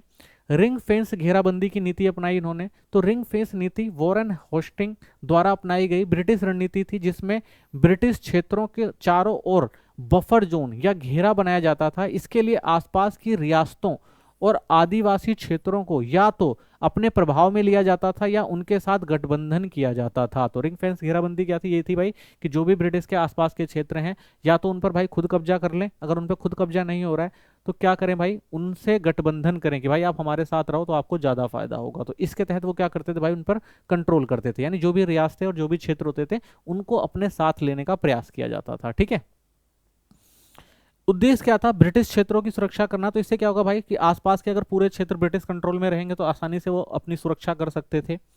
बाहरी हमलों और विद्रोह से बचाव। तो भाई अब वो बीच में है, अगल बगल एक घेराबंदी है, तो वो आराम से क्या है, अगर कोई युद्ध वगैरह भी करता था, विद्रोह वगैरह भी करता था तो उनसे बचा जा सके। संभावित विरोधी राज्य को अलग थलग करना, और अगर उनको लगता था भाई कोई भी ऐसा राज्य है जो उनके विरोध में है तो वो क्या करते थे, उनको बिल्कुल अलग कर देते थे। राजनीतिक रूप से सीमाओं पर स्थिर रहना। ठीक है, और राजनीतिक जो भी सीमाएं क्षेत्र थे तो राजनीतिक तौर पर वो स्थिर रहते थे, वो देखते रहते थे भाई कि कहां पर विद्रोह वगैरह होने वाला है, तो वो पहले से तैयार रहते थे उनको दबाने के लिए। तो इस तरह ब्रिटिशों ने बिना सीधे कब्जा किए अपने क्षेत्रों की रक्षा और धीरे धीरे भारत पर प्रभाव को नियंत्रण किया। तो कई क्षेत्र आप देखेंगे उन्होंने भाई सीधे कब्जा नहीं किया, ठीक है, बल्कि क्या किया भाई, गठबंधन बनाया और ऐसी नीतियां अपनाई कि धीरे धीरे जो भी क्षेत्र हैं जो अपने आप से कंट्रोल में आ रहे हैं उनको कंट्रोल में रखा जाए। ठीक है, सहायक संधियां करी इन्होंने। तो सहायक संधि क्या थी, तो लॉर्ड वेल्सली द्वारा बनाई गई एक ब्रिटिश नीति थी। इसके तहत भारतीय रियासतों को ब्रिटिश संरक्षण स्वीकार करना पड़ता था और अपने राज्य में ब्रिटिश सेना रखनी होती थी। बदले में अंग्रेज सुरक्षा का वादा करते थे, लेकिन असल में वे राज्यों की राजनीतिक नियंत्रण कर लेते थे। तो सहायक संधि क्या थी, मान लीजिए भाई कोई भी एक राजा है तो वो क्या करते थे भाई, उस राजा को कहते थे भाई उनसे युद्ध करते थे। अगर वो युद्ध में राजा हार गया तो वो कहते थे भाई आप हमसे संधि कर लें। या अगर कोई राजा चाहे कि भाई युद्ध नहीं करना है हमें ब्रिटिश से, तो भी वो सहायक संधि कर लेता था। तो सहायक संधि में यह तय किया जाता था कि जो भी राजा होगा, ठीक है, वो अपनी सेना नहीं रखेगा। ठीक है, सबसे पहले वो अपनी सेना नहीं रखेगा, सेना किसकी होगी, ब्रिटिश की होगी। ठीक है, सत्ता कौन चलाएगा, राजा चलाएगा। ठीक है, और अगर ब्रिटिश चाहेंगे तभी वो युद्ध करेगा किसी और से, और बिना पूछे वो कहीं भी युद्ध गतिविधियों में शामिल नहीं होगा। ठीक है, तो पूरा नियंत्रण जो होता था, राजनीतिक नियंत्रण, वो सहायक संधि के द्वारा किसी भी राज्य का या किसी भी क्षेत्र का वो कंट्रोल ब्रिटिश अपने पास रखते थे। ठीक है, और वहां पे जो राजा होता था वो सिर्फ नाम मात्र का राजा होता था, आप इस तरह से कह सकते हैं। ठीक है, तो सहायक संधि थी एक तरह से अपने क्षेत्रों को बढ़ाने के लिए, विस्तारित करने के लिए ब्रिटिश की। सहायक संधि की मुख्य शर्तें क्या थी, तो ब्रिटिश सेना की तैनाती, यानी रियासतों को अपने राज्य में ब्रिटिश सैनिक रखने पड़ते थे जिससे ब्रिटिश प्रभाव बढ़ता था। तो भाई अगर सेना मान लीजिए कोई एक क्षेत्र, मान लीजिए अवध का क्षेत्र था, तो अवध के क्षेत्र में अगर सहायक संधि हो जाती है तो, और सेना किसकी है, ब्रिटिश की अगर सेना है, तो नियंत्रण किसका होगा, इनडायरेक्टली आप देखेंगे अवध पर नियंत्रण तो भाई ब्रिटिश का ही होगा ना, क्योंकि जिसकी सेना होती है उसका नियंत्रण होता है। अब उसका नवाब जो चाहे कुछ भी हो, ठीक है, वो अपनी मनमानी तो कर नहीं सकता। देसी सेना कमजोर करना, तो रियासतों को अपनी सेना घटानी या भंग करनी पड़ती थी, जिससे वे स्वतंत्र नीति नहीं अपना सकते थे, ठीक है। तो जब भाई उनकी सेना ही भंग हो गई तो वो स्वतंत्र नीति अपना ही नहीं सकते थे, ठीक है। अगर कोई भी काम करेंगे तो भाई वहां पर सर किसकी सेना बैठी हुई है, ब्रिटिश की, वो उन्हें वो काम करने ही नहीं देगी। कठपुतली शासक, तो अंग्रेज अक्सर उत्तराधिकारी में दखल देकर अपनी पसंद के शासक बिठाते थे। तो भाई उनको लगता था कि भाई इस क्षेत्र में हमें अगर अपना उत्तराधिकारी रखना है, ठीक है, तो वो कठपुतली शासक जो है बनवा देते थे अपना। कोई भी जो उत्तराधिकारी उनको लगता था भाई सही है, जो कठपुतली शासक बन सकता है, तो उसको राजा या नवाब बना देते थे और पूरा कंट्रोल ले लेते थे। वित्तीय बोझ, राजा को ब्रिटिश सेना खर्च के लिए भारी धनराशि देनी पड़ती थी, जिससे वे आर्थिक रूप से निर्भर हो जाते थे, ठीक है। तो देखिए ब्रिटिश के अगर वित्तीय बोझ तो पड़ेगा ही पड़ेगा ना भाई, अगर सेना आपके क्षेत्र में है तो जो भी नवाब है या राजा है उसको क्या करना पड़ेगा, उस पूरा सेना का खर्चा उठाना पड़ेगा। और इससे फायदा किसको होता था भाई, ब्रिटिश को होता था। क्यों? क्योंकि उनको जो सेना पे खर्च करना पड़ता था वो खर्चा उनका बच जाता था, ठीक है। स्वायत्तता का ह्रास, अंतर्गत मामलों में हस्तक्षेप ना करने का दावा था, लेकिन वास्तव में रियासत अपनी स्वतंत्रता खो देती थी। तो भाई ये कहते थे ब्रिटिश के, हम आपके जो है आंतरिक मामलों में कोई दखल नहीं देंगे, आप जैसे मर्जी प्रशासन चलाएं, ठीक है। तो ये तो भाई कहना गलत ही है, क्योंकि भाई अगर नियंत्रण पूरा लिया हुआ है ब्रिटिश ने और वो कह रहा भाई आप स्वतंत्रता से अपना प्रशासन चलाओ, तो ये सब तो चीजें हो ही नहीं सकती। तो स्वतंत्रता का तो भाई पूरी तरह, स्वतंत्रता का तो पूरा तरह से ह्रास था, ठीक है ना। स्वतंत्रता तो या स्वतंत्र रूप से तो कोई प्रशासन चला ही नहीं सकता था।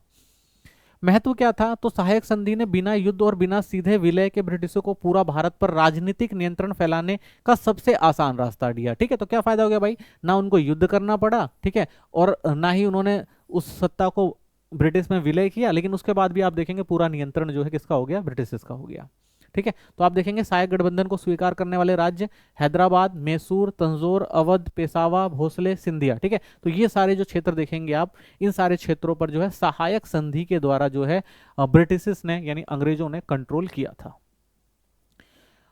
व्यवगत सिद्धांत, तो व्यवगत सिद्धांत 1880 यानी 1848 से 1856 के बीच लॉर्ड डलहौजी द्वारा अपनाई गई ब्रिटिश नीति थी। इसके अनुसार यदि रियासत का शासक बिना प्राकृतिक उत्तराधिकारी यानी सगे बेटे के मर जाए तो राज्य ब्रिटिश ईस्ट इंडिया कंपनी के अधीन कर लिया जाता था। गोद लिए हुए पुत्र को उत्तराधिकार स्वीकार नहीं किया जाता था। यह नीति ब्रिटिशों के विस्तार महत्वपूर्ण साधक बनी और भारतीय शासकों में भारी असंतोष पैदा हुआ। तो व्यापक सिद्धांत यह था भाई कि अगर किसी भी राजा का सगा बेटा नहीं है तो वो गोद लिए हुए बेटे को राजा नहीं बना सकता था। वो पूरा का पूरा क्षेत्र किसके कंट्रोल में हो जाएगा, ब्रिटिश के कंट्रोल में हो जाएगा और ब्रिटिश उसको टेक ओवर कर लेंगे, ठीक है। तो आपने कहानी भी पढ़ी होगी ना झांसी की रानी वाली, जब झांसी का जो राजा था, ठीक है ना, उसकी मृत्यु हो जाती है, उसका कोई पुत्र नहीं होता, तो ब्रिटिश क्या करते हैं भाई, झांसी पे कब्जा करने की कोशिश करते हैं। तो जो रानी होती है वो क्या करती है, उसका विरोध करती हैं। तो ऐसे आप देखेंगे जितने भी ऐसे शासक थे जिनकी औलाद नहीं थी, पुत्र नहीं थे, तो उन्होंने उनमें बड़ा असंतोष था कि भाई ये जो सत्ता है, यहाँ की जो सत्ता है वो ब्रिटिश अपने कंट्रोल में कर लेंगे। यह नीति विवादास्पद क्यों थी, तो देखिए भारतीय समाज में गोद लेना मान्य था पर अंग्रेजों ने इसे नकार दिया। इसे ब्रिटिशों की आक्रामक विस्तारवादी नीति माना गया कि भाई उनकी आक्रामक विस्तारवादी नीति, यानी वो ऐसी नीतियां बना रहे हैं जिससे वो भारत को कंट्रोल करना चाहते हैं। इससे भारतीय राज्य की स्वतंत्रता खतरे में पड़ गई। तो भाई जो स्वतंत्र रूप से शासन चला रहे थे उस टाइम, तो उनकी सत्ता जो है वो खतरे में पड़ गई। इसने 1857 के विद्रोह को, असंतोष को और बढ़ा दिया। तो आप देखेंगे यही कुछ कारण थे जो 1857 में कुछ ज्यादा ही खतरनाक साबित हुए थे और लोगों ने बड़े पैमाने पर विद्रोह किया था इस व्यवस्था को भी लेकर, ठीक है। कौन कौन से राज्य हड़पे गए अगर आप देखेंगे तो 1848 में आप देखेंगे सतारा, 1849 में जेतपुर संभालपुर, 1850 में आप देखेंगे बघाट, 1852 में उदयपुर, 1853 में जो झांसी थी, 1854 में नागपुर और 1856 में अवध। कुशासन का कारण बताया गया, तो अवध जो था वो सबसे महत्वपूर्ण इलाका हुआ करता था, ठीक है ना, उस टाइम में। तो अवध को उन्होंने अपने आप कंट्रोल किया कि भाई वहां का राजा जो है वो अच्छे से प्रशासन नहीं चला पा रहा है। अगली जो महत्वपूर्ण नीति थी ब्रिटिशर्स की, जो भारत में सत्ता काबिज करने में महत्वपूर्ण रही, वो थी फूट डालो और राज करो की नीति। ब्रिटिशों ने भारत में एकजुट प्रतिरोध को रोकने और अपने शासन को मजबूत करने के लिए फूट डालो और राज करो की रणनीति अपनाई। इसका उद्देश्य भारतीय समाज के भीतर धार्मिक, जातीय और भाषाई राजनीतिक आधारों पर बांटकर उन्हें कमजोर करना था, ताकि कोई भी मजबूत राष्ट्रवादी एकता जो है वो इकट्ठी ना हो सके या बन ना सके। यानी उनका मेन मकसद ये था कि भाई भारत के अंदर जो भी लोग हैं उनको धर्म के आधार पर, जाति के आधार पर, राजनीति के आधार पर, भाषा के आधार पर या क्षेत्र के आधार पर एक दूसरे से लड़ा दिया जाए। ठीक है, और जब एक दूसरे से लड़ते रहेंगे तो इनके अंदर राष्ट्रवादी विचारधारा पनपेगी नहीं और इन पर शासन करना जो है वो आसान हो जाएगा। तो ब्रिटिशों की मुख्य रणनीतियां क्या थी? सबसे पहले समाज में विभाजन बढ़ाना। तो ब्रिटिशों ने धर्म, जाति, भाषा और क्षेत्रीय पहचान के आधार पर मतभेद बढ़ाए ताकि भारतीय एकजुट ना हो सके। ठीक है, तो भारतीयों को एकजुट नहीं होने दिया। रियासतों और जनजातियों को साथ जोड़ना। तो सहायक संधि जैसी नीतियों से रियासतों को अपने पक्ष में रखा जिससे वे किसी बड़े विद्रोह का हिस्सा ना बन सके। ठीक है, तो सहायक संधि करी तो जो बड़े आप देखेंगे क्षेत्रीय जो रियासतें थी उनको कंट्रोल में करके रखा ताकि भाई ये जो है बाद में विरोध ना कर दे या किसी के साथ मिलकर जो है विद्रोह का हिस्सा ना बन जाए। चुनिंदा भारतीय अभिजात वर्ग को साथ लेना। तो जो भारतीय ब्रिटिश का सहयोग करते थे उन्हें नौकरी, पद और पुरस्कार दिए गए।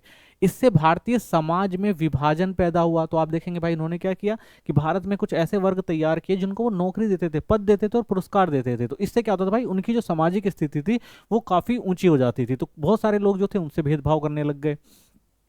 दमन और निगरानी। ब्रिटिश सरकार ने सैन्य शक्ति, पुलिस और राजद्रोह कानून का उपयोग कर इस तरह के प्रतिरोध को दबाया। तो उन्होंने क्या किया भाई, सैन्य शक्ति काफी मजबूत थी उनकी, पुलिस उन्होंने स्थापित कर दी हर जगहों पर, और अगर कोई भी ब्रिटिश सत्ता के खिलाफ जाता था तो उनमें राजद्रोह का मुकदमा लगाकर उन्हें जेल में डाल दिया जाता था या फांसी तक चढ़ा दिया जाता था। नियंत्रित शिक्षा। तो शिक्षा पद्धति को इस तरह से बनाया गया भारतीयों के मन में ब्रिटिश शासन के प्रति वफादारी, प्रशंसा बने और स्वदेशी विचार कमजोर हो। ठीक है, तो ऐसा नियंत्रित शिक्षा बनाई गई कि भाई वो लोग अगर उस शिक्षा को ग्रहण करते हैं तो उनकी वफादारी ब्रिटिशर्सों के साथ रहे। ठीक है, और वो ब्रिटिशर्स के क्या रहें, प्रशंसक रहें, और जो स्वदेशी विचारधाराएं हैं उनके अंदर से वो खत्म की जाए। फिर संचार और आवाजाही पर नियंत्रण किया। कई क्षेत्रों में संचार और यात्रा पर नियंत्रण रखा गया ताकि विद्रोहियों को आपस में समन्वय कठिन हो जाए। यानी एक क्षेत्र की कनेक्टिविटी दूसरे क्षेत्र से खत्म कर दी गई कि कहीं ये लोग आपस में मिलकर बाद में कोई संगठन ना बना के हमारा विरोध ना करे। तो इसलिए कनेक्टिविटी भी नहीं दी गई, लोगों को आपस में मिलने भी नहीं दिया गया। तो कुल प्रभाव क्या पड़ा? तो भारत में एकजुट राष्ट्रवादी आंदोलन का देर आप देखेंगे काफी देर से उभरा। ठीक है ना, ये सारी चीजें जो काफी देर में हुई क्योंकि इनको कंट्रोल करके रखा हुआ था। कई सामाजिक व राजनीतिक संघर्ष बढ़े। तो आप देखेंगे कि ये जो सामाजिक और राजनीतिक संघर्ष थे वो काफी देर में आपको देखने को मिलते हैं, लेकिन धीरे धीरे ये सारी चीजें होने लगी थी। ठीक है ना, तो लोगों में संघर्ष बढ़ा जब उन्होंने देखा ब्रिटिश सत्ता भाई अपने हिसाब से प्रशासन चला रही है। ठीक है ना, हमारे समाज को कंट्रोल कर रही है। ठीक है ना, राजनीतिक सत्ता स्थापित करके हमारा शोषण कर रही है। तो धीरे धीरे आप देखेंगे लोगों में असंतोष बढ़ा और लोगों ने इसके खिलाफ आवाजें उठाई। लंबे समय में यही विभाजन नीति ब्रिटिश शासन के खिलाफ व्यापक असंतोष का कारण भी बना। तो ये जो भाई विभाजन की नीति थी ये धीरे धीरे जो है लोगों में असंतोष का भी कारण बनी। ठीक ना, लोगों को समझ में आने लग गया कि भाई ये एक हम सबके साथ गलत किया जा रहा है और आपस में सबको लड़ाया जा रहा है और इकट्ठा होकर ही हम ब्रिटिशर्स के खिलाफ कोई कदम उठा सकते हैं। तो ये बाद में आप देखेंगे कि ये जो प्रशासन व्यवस्था उन्होंने अपनाई थी, ठीक है ना, जो दबाव डाला था भारतीयों पर, वो धीरे धीरे गुस्से का एक कारण बनता है, असंतोष का एक कारण बनता है और बाद में यही लोगों को एकजुट भी करता है। अंततः स्वतंत्रता आंदोलन को और अधिक शक्तिशाली बनाया। और बाद में देखेंगे आप कि भाई ये लोग जब इकट्ठा होते हैं तो ये जो नीतियां थी ब्रिटिश की, भेदभाव नीति, ये लोगों को जब हर कोई इससे परेशान हो गया तो वो सब इकट्ठा होते हैं और यही आप आगे देखेंगे जाके जो है स्वतंत्रता आंदोलन का जो है वो कारण बनता है। फूट डालो राज करो के तरीके क्या थे? तो ब्रिटिशों ने भारत में अपनी सत्ता बनाए रखने के लिए जानबूझकर भारतीय समाज में मौजूदा धार्मिक, जातिगत, भाषाई और सांस्कृतिक मतभेदों को बढ़ावा दिया। उद्देश्य था कि भारतीयों को बांटकर उन्हें एकजुट प्रतिरोध करने से रोका जाए। ठीक है, तो इकट्ठा नहीं करना है। विभाजन को बढ़ावा देना था तो अंग्रेज हिंदू, मुस्लिम एवं अन्य समुदायों के बीच तनाव बढ़ाने वाली नीतियां अपनाई। कभी कभी वे एक समुदाय को दूसरे पर विशेष लाभ देकर अविश्वास पैदा करते थे। ठीक है, तो इनका एक ये भी तरीका था कि भाई वो हमेशा चाहते थे अगर हिंदू और मुसलमान हैं तो उनको अलग करके रखा जाए। तो कभी वो हिंदुओं को ज्यादा एक क्षेत्र में तवज्जो दे देते थे, ठीक है ना, यानी उनको ज्यादा अधिकार दे देते थे, लाभ दे देते थे। ऐसे ही कई क्षेत्रों में मुसलमानों को ज्यादा दे देते थे ताकि लोग एक दूसरे से जो है नफरत करें और इनमें भेदभाव जो है बना रहे। नेतृत्व में हस्तक्षेप, तो ब्रिटिश उन भारतीय शासकों और अभिजात वर्ग को साथ देते थे जो उनका सहयोग करते थे, ठीक है, तो उनको इनाम इनाम दिया जाता था। अगर कोई ब्रिटिश के साथ जुड़ा हुआ है, चाहे वो शासक हो चाहे वो अभिजात वर्ग हो, तो उनको हमेशा पुरस्कार दिया जाता था और सम्मान दिया जाता था ब्रिटिश के द्वारा। ऐसे लोगों को आप देखेंगे पद, अधिकार और विशेष सुविधाएं देकर समाज में खाई पैदा की गई, यानी एक ऐसा वर्ग तैयार किया गया जो था भारतीय, लेकिन वो फेवर में किसके था, ब्रिटिश। तो इसलिए आप देखेंगे जो यहाँ के लोग होते थे, जब उनको देखते थे कि भाई ये हमारे भारतीय होकर बिल्कुल ब्रिटिश जैसा बिहेव कर रहे हैं, तो उनके बीच में आप देखेंगे खाई पैदा हो गई और वो एक दूसरे से नफरत करने लगे।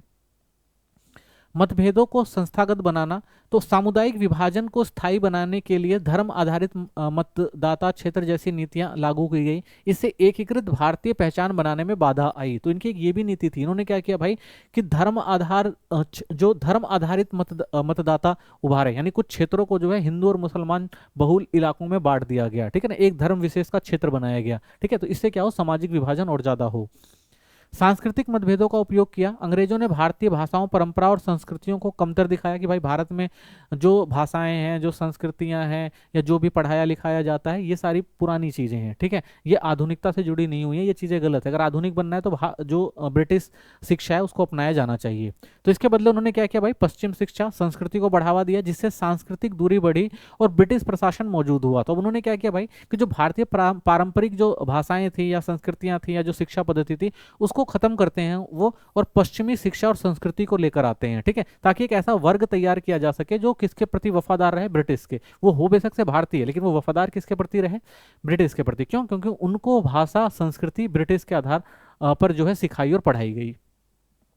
प्रभाव क्या हुआ, तो भारतीय समाज में स्थायी विभाजन पैदा हुआ, एकजुट राष्ट्रवाद उभरने में देरी लगी, लेकिन अंततः इन विभाजनों से पैदा असंतोष ने स्वतंत्र आंदोलन को और मजबूत किया। तो आप देखेंगे भाई कुछ समय तक ये चीजें दबी रही, ठीक है, लोग इसके खिलाफ नहीं जा पाए, लेकिन धीरे धीरे लोगों को जब समझ आई तो लोगों ने इसके खिलाफ विरोध करना शुरू किया। प्रशासनिक केंद्रीकरण, तो प्रशासनिक केंद्रीकरण का मतलब है कि शासन करने की सारी शक्ति केंद्रीकृत सरकार के हाथ में हो। भारत में ब्रिटिश शासन के दौरान ये उनकी सबसे महत्वपूर्ण रणनीतियों में से एक थी। ब्रिटिश ने भारत को कई प्रांतों और जिलों में बांटा, लेकिन अंतिम अधिकार हमेशा पहले कलकत्ता, बाद में आप देखेंगे दिल्ली के पास ही रहता था। यानी एक प्रशासनिक केंद्रीकरण व्यवस्था जो बहुत जबरदस्त बनाई थी ब्रिटिश ने। आज भी आप देखेंगे हमारी प्रशासनिक व्यवस्था में वही चीज चलती है। उस समय जो ब्रिटिश सत्ता थी ये जानती थी कि भाई बेशक से हम कई क्षेत्रों में बांट दें, अलग अलग प्रांतों में, जिलों में, ठीक है ना, बांट दें ब्रिटिश सत्ता में जो भारत है उसको, लेकिन कंट्रोल जो है ब्रिटिश सत्ता के हाथ में तभी रहेगा जब एक सेंट्रलाइज पावर इन सबको कंट्रोल करेगी, ठीक है। तो उन्होंने केंद्रीकृत सत्ता या प्रशासनिक व्यवस्था बनाने का काम किया। यानी बेशक से भारत में आप देखेंगे अलग अलग क्षेत्र विभाजित थे, ठीक है ना, अलग अलग जगह रियासतें होती थी, ठीक है ना, और अलग अलग जगहों पर आप देखेंगे कई जगह जो थे ब्रिटिश के डायरेक्ट कंट्रोल में था, लेकिन इन सबको उन्होंने कंट्रोल किया हुआ था एक केंद्रीकृत सत्ता से, ठीक है ना। तो एक प्रशासनिक केंद्रीकृत सत्ता थी। आप देखेंगे शुरुआत में आप देखेंगे वो कलकत्ता से कंट्रोल की जाती थी पूरे भारत के अंदर, और बाद में आप देखेंगे जब दिल्ली में आते हैं ब्रिटिश, तो दिल्ली से वो पूरी सत्ता को कंट्रोल करते हैं भारत की, ठीक है। यानी दिल्ली से पूरे भारत के अंदर जहां जहां ब्रिटिश सत्ता थी उसको कंट्रोल किया जाता था, और वहीं से जो नियम और जो भी नीतियां बनती थी उनको वहां पर लागू किया जाता था। प्रशासनिक केंद्रीकरण की मुख्य विशेषताएं क्या थी, तो एक केंद्रीकृत नौकरशाही, यानी ये जो केंद्रीकृत व्यवस्था थी जो प्रशासनिक, उसको नियंत्रण करने के लिए केंद्रीकृत नौकरशाही बनाई गई थी जो कंट्रोल करती थी चीजों को। इसमें आप देखेंगे गवर्नर जनरल, गवर्नर और वरिष्ठ अधिकारियों के हाथ में पूरा नियंत्रण था। स्थानीय प्रशासन इन्हीं के अधीन काम करता था, ठीक है। यानी मान लीजिए दिल्ली है और दिल्ली के आसपास जितने भी क्षेत्र हैं, ठीक है, तो यहाँ पर जो अधिकारी होता था, यहाँ पे जो भी अधिकारी इकट्ठा किए जाते थे वो सारे जो अधिकार को कंट्रोल यहाँ से किया जाता था, ठीक है ना। तो एक केंद्रीय सत्ता थी जो पूरे भारत में हर उस क्षेत्र को कंट्रोल करती थी जो ब्रिटिश सत्ता का हिस्सा हुआ करती थी, ठीक है। तो इसके लिए इन्होंने अलग अलग पोस्ट बनाई हुई थी, जैसे गवर्नर जनरल, गवर्नर और वरिष्ठ अधिकारी, ठीक है। तो समान कानून और प्रशासन व्यवस्था थी, तो पूरे भारत में एक जैसी कानून व्यवस्था लागू की गई। इससे प्रशासन चलाना ब्रिटिशों के लिए आसान हुआ। तो भाई पूरे भारत के अंदर जहां भी कंट्रोल था उनका, तो केंद्रीकृत सत्ता थी, एक ही कानून हर क्षेत्र में स्थापित किया गया। भाई इसी के आधार पर हर राज्य में जो है नीतियां पालन की जाएंगी, और अगर कोई इनके खिलाफ जाता है तो ये सजा दी जाएगी, ठीक है। केंद्रीकृत राजस्व व्यवस्था थी, तो भूमि राजस्व और कर पूरे देश में एक ही नीति के तहत वसूले गए। राजस्व नीतियां केंद्र द्वारा बनाई जाती थी। तो भाई जो भी राजस्व नीति थी, जो भी भूमि राजस्व नीतियां थी, वो पूरी क्या होती थी भाई, केंद्रीकृत होती थी, दिल्ली से बनाई गई हैं। तो जो भी राज्य हैं सारे राज्यों में सेम लागू होगी और सारा कर जो है वो केंद्र सत्ता के द्वारा वसूला जाएगा। ठीक है, वहां तक पहुंचाया जाएगा।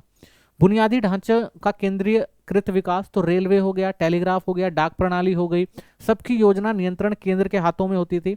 इससे क्या था भाई, प्रशासन, व्यापार और सैनिक गतिविधियां तेजी से हुई। तो क्या कर रखा था भाई, रेलवे बनाए गए थे, टेलीग्राफ व्यवस्था थी, डाक प्रणाली थी। तो ये सारी जो आधुनिक व्यवस्थाएं थी ये प्रशासन को और ज्यादा मजबूत करती थी, क्योंकि सारी जानकारी और सूचनाएं जो हैं आसानी से जो हैं वो केंद्र तक पहुंच जाती थी। तो इससे प्रशासन चलाना जो था वो बहुत आसान था। ठीक है, केंद्रीकृत न्यायिक प्रणाली, उच्च न्यायालयों सहित एक जैसी नागरिक प्रणाली पूरे भारत में लागू की गई थी। तो भाई न्यायालय जितने भी न्यायालय थे, ठीक है ना, उन सब में एक जैसी न्यायिक प्रणाली स्थापित करी गई।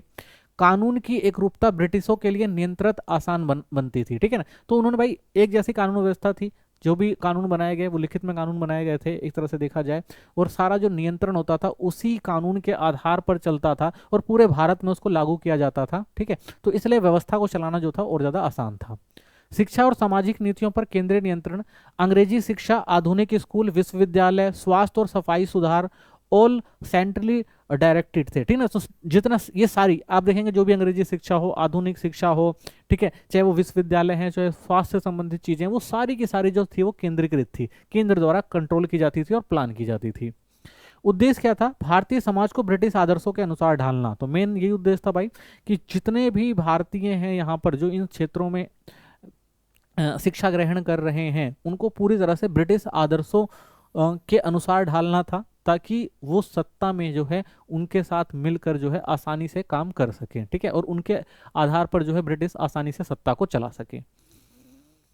आर्थिक शोषण, तो भारत में ब्रिटिश शासन का सबसे बड़ा आधार आर्थिक शोषण था। अंग्रेजों ने भारत के संसाधनों, व्यापार, कर व्यवस्था और उद्योगों का उपयोग अपने आर्थिक लाभ के लिए किया, जिससे भारतीय अर्थव्यवस्था कमजोर होती गई और गरीबी बढ़ी। तो आप देखेंगे भाई, भारत में जितनी भी संसाधन थे या जो भी व्यापार व्यवस्थाएं बनाई गई या जो भी नीतियां लागू की गई, वो सबका उद्देश्य एक ही था भाई, किस तरह से भारत में जो है भारत से जो है ज्यादा से ज्यादा लाभ कमाया जा सके। ठीक है, तो इससे क्या हुआ भाई, सारा का सारा लाभ कहाँ जाने लगा, ब्रिटेन में जाने लगा, और भारतीय जो अर्थव्यवस्था थी वो पिछड़ने लगी और धीरे धीरे गरीबी, और आप देखेंगे बिल्कुल ही हमारे यहाँ जो आर्थिक गतिविधियां थी वो धीरे धीरे बिल्कुल ही कम हो गई। चाहे आप उद्योग क्षेत्र में देखेंगे, कृषि क्षेत्र में देखेंगे, तो हमारी जो सकल घरेलू उत्पाद था, जीडीपी था, वो धीरे धीरे गिरने लग गया और भारत जो है काफी गरीब होता चला गया।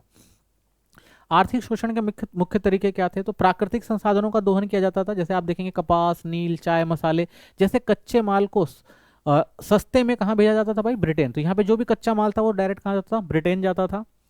वहीं से तैयार माल भारत में महंगे दामों पर बेचा जाता था, जिससे व्यापार असंतुलन बढ़ा। यानी कच्चा माल जो है ये सारा कहाँ से लिया जा रहा है, भारत से, कहाँ जा रहा है, ब्रिटेन, और वापस कहाँ आ रहा है, भारत बनकर। तो इसका मतलब क्या था भाई, यहाँ से सस्ता सामान गया और वहां से महंगा सामान आके यहाँ बिका। अगला जो तरीका था वो था भारी भूमि राजस्व व्यवस्था। स्थायी बंदोबस्त, बंगाल और रैयतवाड़ी व्यवस्था ने किसानों पर बहुत अधिक कर डाला। इससे किसान गरीबी, कर्ज और खेती के नुकसान में फंस गए। ठीक है, तो स्थायी बंदोबस्त और रैयतवाड़ी व्यवस्था जो बनाई गई थी, इसमें आप देखेंगे भाई जो किसान थे उन पर काफी ज्यादा कर का बोझ पड़ा। ठीक है, कृषि जो थी वो भाई प्रकृति पर निर्भर होती थी, कई बार फसलें जो होती थी वो खराब हो जाती थी, लेकिन टैक्स उन्हें भारी देना ही पड़ता था। अगर वो टैक्स नहीं देते थे तो भाई उन्हें कर्ज लेना पड़ता था, कर्ज लेके टैक्स देना पड़ता था, और अगर वो कर्ज उनको नहीं चुका पाते थे तो उनको अपनी जमीनें तक जो है वो देनी पड़ जाती थी। तो इस तरह आप देखेंगे भाई भारी भूमि राजस्व ने भी किसानों को काफी गरीब किया। ब्रिटिश कंपनी का व्यापार पर एक अधिकार था, तो ईस्ट इंडिया कंपनी ने कई उद्योग और व्यापार मार्गों पर पूरी तरह पकड़ बनाई। इससे भारतीय कारीगर और व्यापारी प्रतिस्पर्धा नहीं कर सके और स्थायी उद्योग खत्म हो गए। तो आप देखेंगे भाई कि जो व्यापार पर पूरी पकड़ जो थी वो किसकी थी, ब्रिटिश की थी। उन्होंने अपने हिसाब से टैरिफ लगाए थे कि भाई अगर भारत का सामान बाहर जा रहा है तो वो महंगा रहेगा, और वहीं विदेशों का सामान, ब्रिटिश का सामान भारत के अंदर आ रहा था, वो सस्ता होता था। तो इस वजह से भारतीय जो कारीगर थे, जो सामान बनाते थे, वो विदेशों से प्रतिस्पर्धा नहीं कर पाते थे। ठीक है, उनका सामान महंगा होता था तो बिक नहीं पाता था, टैक्स उसमें ज़्यादा लगाया जाता था। तो इसलिए धीरे धीरे देखेंगे आप कि जो भारत के जो कारीगर थे या उद्योग था वो धीरे धीरे क्या हो गया, उन्होंने काम करना बंद कर दिया, और धीरे धीरे हमारे यहाँ से जो औद्योगिक क्षेत्र था वो पूरी तरह से खत्म हो गया। असमान व्यापार नीतियां, ब्रिटिश माल पर कम कर, भारतीय माल पर अधिक कर लगाया जाता था। ठीक है, अगर बाहर माल जा रहा है भारत का तो ज़्यादा टैक्स, और ब्रिटिश का भारत में आ रहा है तो कम टैक्स लगता था। तो इससे भारतीय उद्योग कमजोर और ब्रिटिश उद्योग मजबूत हुए। परिणाम भारतीय हस्तशिल्प का विनाश हो गया। तो इससे क्या हुआ भाई कि जब भेदभाव टैरिफ पॉलिसीज लगाई गई, भारत सामान महंगा हो गया, बिक नहीं रहा है, तो क्या होगा, धीरे धीरे भाई जो हमारे यहाँ सामान बनता था वो बनना बंद हो जाएगा, और जो एक हमारी हस्तशिल्प कला बहुत समय से चली आ रही थी वो खत्म हो जाती है, पतन की तरफ चली जाती है। भारत से धन की निकासी, तो हर मुनाफा, वेतन, व्यापार लाभ सब ब्रिटेन भेजा जाता था। भारत का धन ब्रिटिश साम्राज्य के औद्योगिकरण और विस्तार में उपयोग हुआ, भारत के विकास में नहीं। यानी जितना भी मुनाफा हो गया, कर हो गया, वेतन हो गया, लाभ हो गया, जो भारत से कमाया जाता था सारा का सारा उठा के ब्रिटेन भेज दिया जाता था, जो ब्रिटिश की विस्तारवादी नीतियों में काम आता था, ना कि भारत के विकास में जो है उसका इस्तेमाल होता था। ब्रिटिश हितों के लिए बुनियादी ढांचा, तो रेलवे, सड़कें, बंदरगाह बनाए गए, बट उद्देश्य क्या था इनका, संसाधन और माल को जल्दी ब्रिटेन भेजना, ना कि भारतीय विकास को बढ़ावा देना। तो इन्होंने भाई जो भी आप देखेंगे संचार व्यवस्थाएं विकसित करी, वो सारी किस लिए थी, ताकि यहाँ से जो ज़्यादा से ज़्यादा सामान है, जो मुनाफा है, वो आसानी से विदेशों तक भेजा जा सके, ना कि वो भारत के कोई भला करना चाहते थे। तो यहाँ पर उन्होंने आधारभूत जो संरचनाएं थी उनको बढ़ाने का काम किया था। असहमति का दमन, तो ब्रिटिश शासन के दौरान असहमति को दबाव उनकी सबसे महत्वपूर्ण रणनीतियों में से था। अंग्रेजों ने हर उस आवाज को कुचलने की कोशिश की जो उनके शासन का विरोध करती थी, चाहे वो नेता हो, आंदोलन हो, प्रेस हो या आम जनता हो। यानी किसी ने भी अगर ब्रिटिश सत्ता के खिलाफ आवाज उठाई, चाहे वे आम लोग हों, संगठन के तौर पर हों, प्रेस में कोई बात करी जा रही, ठीक है, या एक अकेला व्यक्ति है, तो सबको क्या है दबाने का काम किया जाता था, सबकी आवाजों को कुचल दिया जाता था।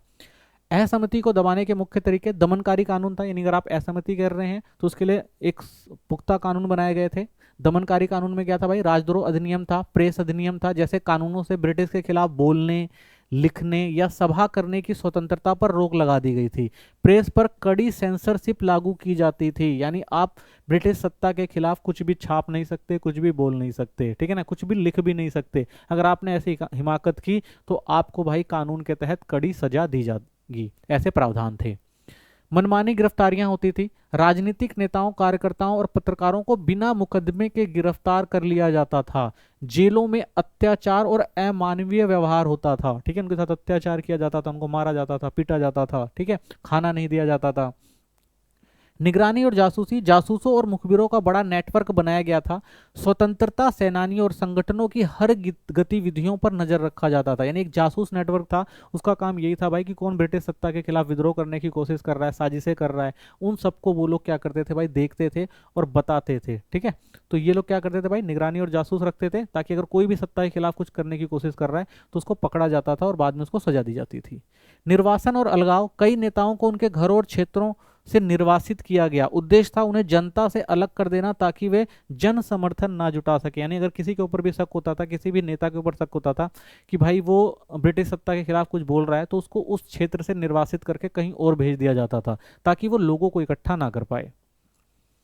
बल प्रयोग, विरोध, हड़ताल, आंदोलन, संगठित प्रतिरोध, सब पर सैन्य दमन किया जाता था। कई बार इसमें नागरिकों की मौतें भी हुई हैं, जैसे आप देखेंगे ना जलियांवाला बाग जैसी घटनाएं, कि भाई इतनी बेरहमी से आंदोलनों को कुचला जाता था कि जिसकी कोई हद नहीं थी, चाहे उसके लिए हजारों लोगों को मार दिया जाए, ठीक है, चाहे फांसी दे दी जाए या कोई भी गैर मानवीय काम करने हैं, तो उन सबसे पीछे नहीं हटते थे, हर एक आंदोलन को वो दबाने की कोशिश करते थे। तो आपने जानते हैं जलियांवाला बाग जो हत्याकांड था, उसमें कितनी क्रूरता से लोगों को मारा गया था, ठीक है। तो उनकी नीति यही थी कि कोई भी भाई उनके खिलाफ जो है बोले ना, अगर बोलेगा तो उनको सख्त सजा दी जाएगी, ऐसा वो प्रावधान करते थे।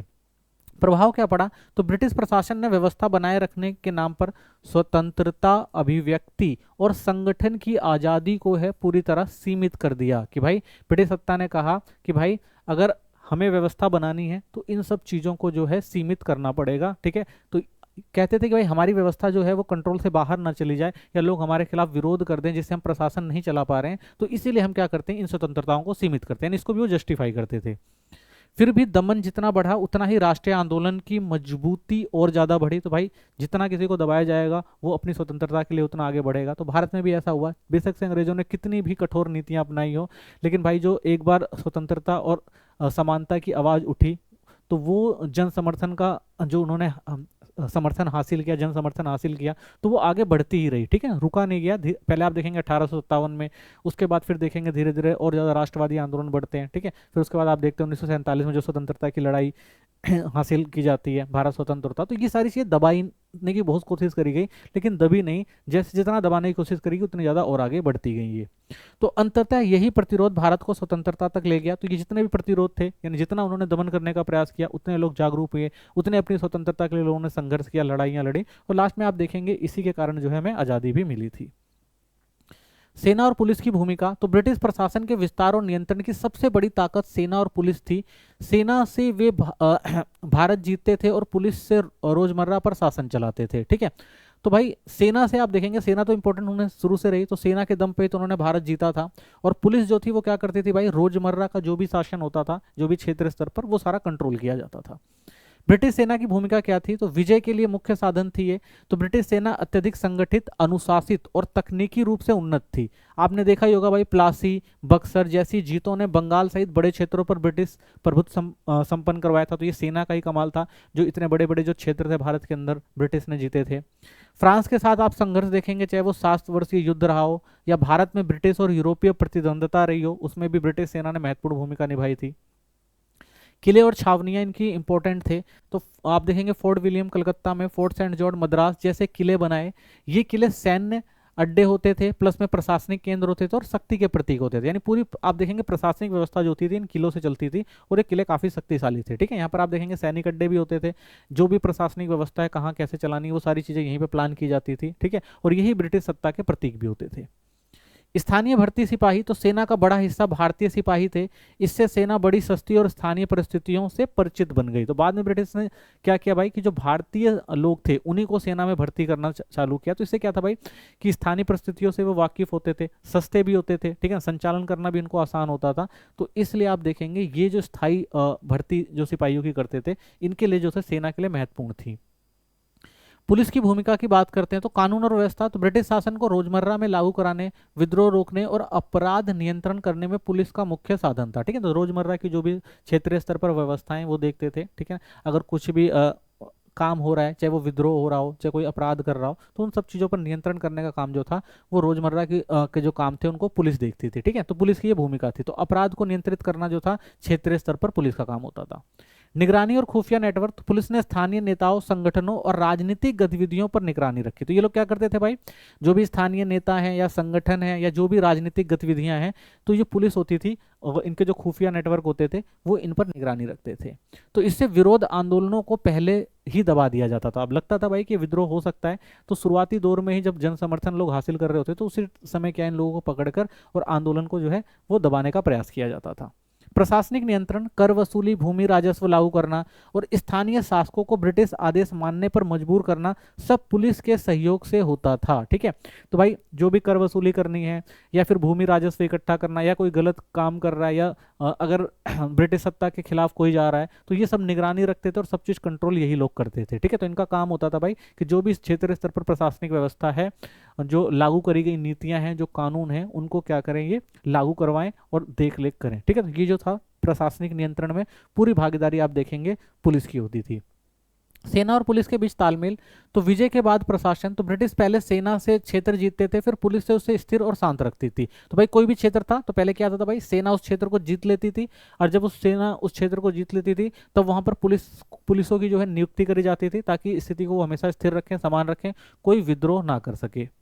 धीरे धीरे सैन्य शासन से नागरिक शासन में बदलाव होता था। फिर क्या था भाई, सैन्य शासन चलता था कुछ समय तक वहां पर, और उसके बाद फिर क्या होता था भाई, वहां पर नागरिक शासन, ठीक है ना, यानी एक सामान्य व्यवस्था जो वहां पर लागू की जाती थी और नागरिक व्यवस्था वहां पर चलनी शुरू होती थी। विद्रोह का दमन, तो बड़े विद्रोह जैसे 1857 का सिपाही विद्रोह सेना दबाती थी। यानी अगर मान लीजिए कोई ऐसा विद्रोह है जो बड़ा विद्रोह हो गया, कंट्रोल करने से बाहर है, तो सेना बुलाया जाता था। तो सेना क्या करती थी, उस विद्रोह को दबाती थी। जैसे आपने देखा था 1857 का जो विद्रोह था वो बहुत व्यापक हो गया था, तो उसको जब सेना को बुलाया गया तो सेना के द्वारा ही उस विद्रोह को कंट्रोल किया गया था। छोटे आंदोलन, हड़तालें, स्थानीय अशांति पुलिस नियंत्रित करती थी। तो जिस क्षेत्र स्तर पर छोटे मोटे आंदोलन होते थे, लड़ाई झगड़े होते थे या हड़तालें होती थी, या जो आप देखेंगे स्थायी जो भी अशांति होती थी, उसको कंट्रोल करने का काम जो था वो किसका था, पुलिस का था, ठीक है। अब आता है संस्थागत तंत्र। तो कौन कौन से संस्थागत तंत्र बनाए गए थे ब्रिटिश के द्वारा, तो भारत में ब्रिटिश शासन ने ऐसे कई संस्थागत तंत्र विकसित किए जिनका उद्देश्य क्या था भाई, प्रशासन पर नियंत्रण मजबूत करना और संसाधनों का दोहन करना, कि किस तरह से भाई प्रशासनिक व्यवस्था को बनाए रखा जा सके और संसाधनों को ज्यादा से ज्यादा इस्तेमाल किया जा सके भारत का।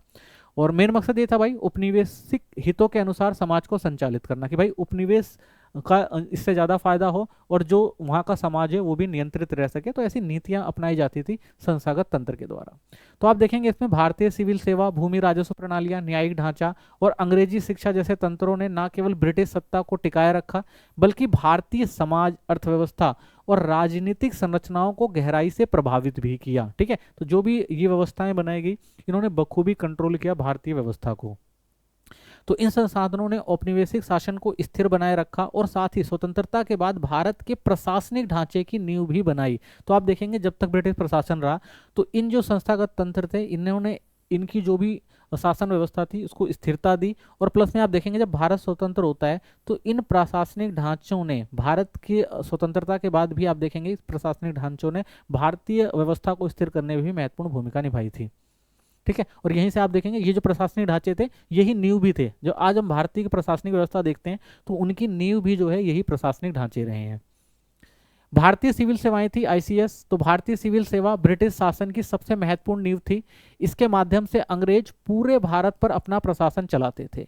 इसे भारत में सिविल सेवाओं का रूप देने में लॉर्ड कॉर्नवालिस की मुख्य भूमिका रही। उन्हें सिविल सेवा का जनक भी कहा जाता है। तो लॉर्ड कॉर्नवालिस जो थे उन्होंने हमारे यहाँ सिविल सेवाओं की शुरुआत करी थी। 1857 के विद्रोह के बाद 1858 में इसे और मजबूत किया गया। ठीक है, तो 1857 का जब विद्रोह हुआ तो लगा भाई स्थानीय शासन को कंट्रोल करना बहुत जरूरी है। ठीक है ना, एक सेंट्रलाइज प्रशासनिक व्यवस्था बनाना जरूरी है ताकि पता रहे भाई कि उस क्षेत्र में काम कैसे चल रहा है। तो ये सेवाएं जो थी आप देखेंगे 1858 में जो मजबूत होती हैं। और लॉर्ड जो कॉर्नवालिस थे उन्होंने इसमें बड़ा महत्वपूर्ण काम किया था। तो ब्रिटिश प्रभुत्व सिद्धांतः भारतीयों के लिए खुला था लेकिन ऊंचे पद लगभग हमेशा ब्रिटिश अधिकारियों के पास रहते थे।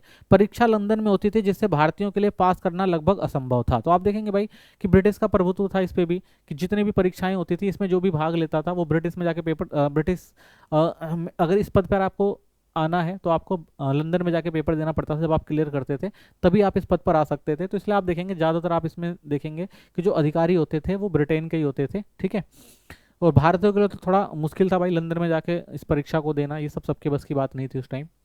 योग्यता आधारित लेकिन पक्षपातपूर्ण भर्ती होती थी इसके अंदर। तो भर्ती मेरिट आधारित कही जाती थी पर ब्रिटिश शिक्षा और सोच वाले उम्मीदवारों को ही लाभ मिलता था। इससे नौकरशाही में ब्रिटिश वर्चस्व बना रहा। तो आप देखेंगे भाई कि मेरिट आधारित थी और लंदन में पेपर हो रहा है तो ब्रिटिश विचारधारा से जो प्रभावित होगा भाई उसे चुना भी जाएगा, तो उसी को ही चुना जाता था यहाँ पर। तो इसलिए ब्रिटिश का जो वर्चस्व था इस पद में अगर आप देखेंगे सबसे ज्यादा।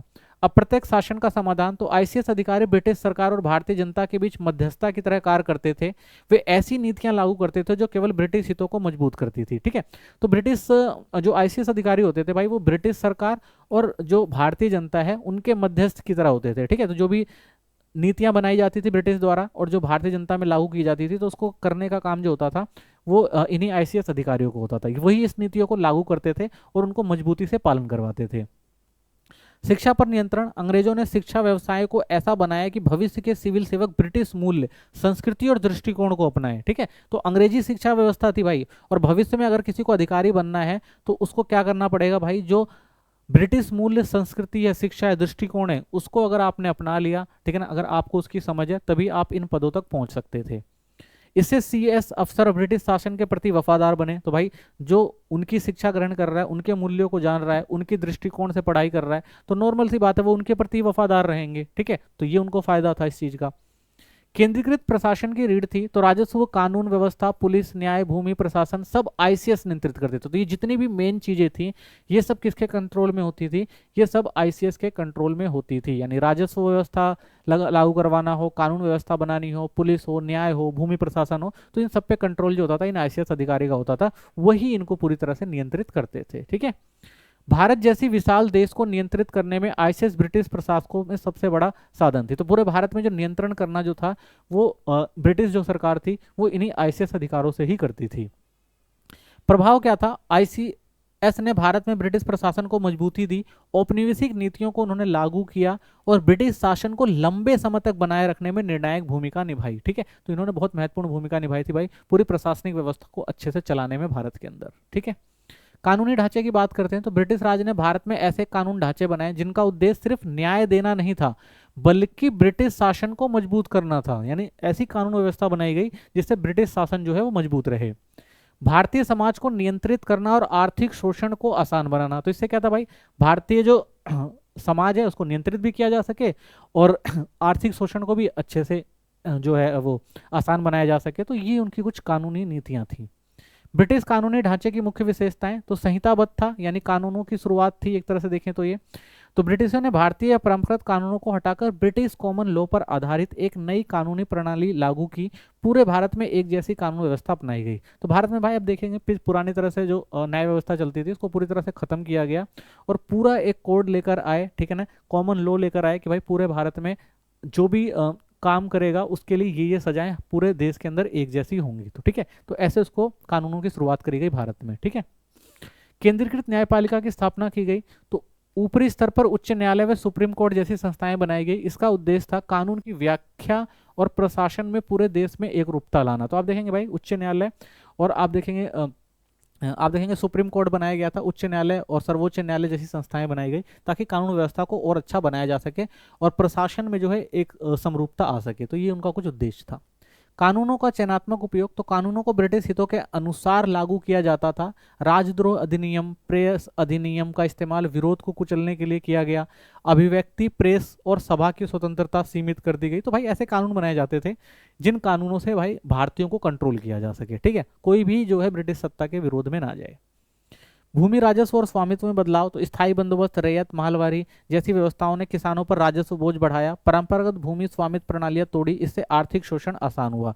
तो भाई बहुत सारे आप देखेंगे राजस्व व्यवस्था और ये सारी चीजें अपनाई गई। उनका मेन मकसद यही था भाई कि अपने आप को आर्थिक रूप से संपन्न करना था और जो भारतीय लोग थे उनका शोषण करना था। तो यही नीतियां जो चली आ रही थी और आप देखेंगे कानूनों में भी यही चीज आपको देखने को मिलती है।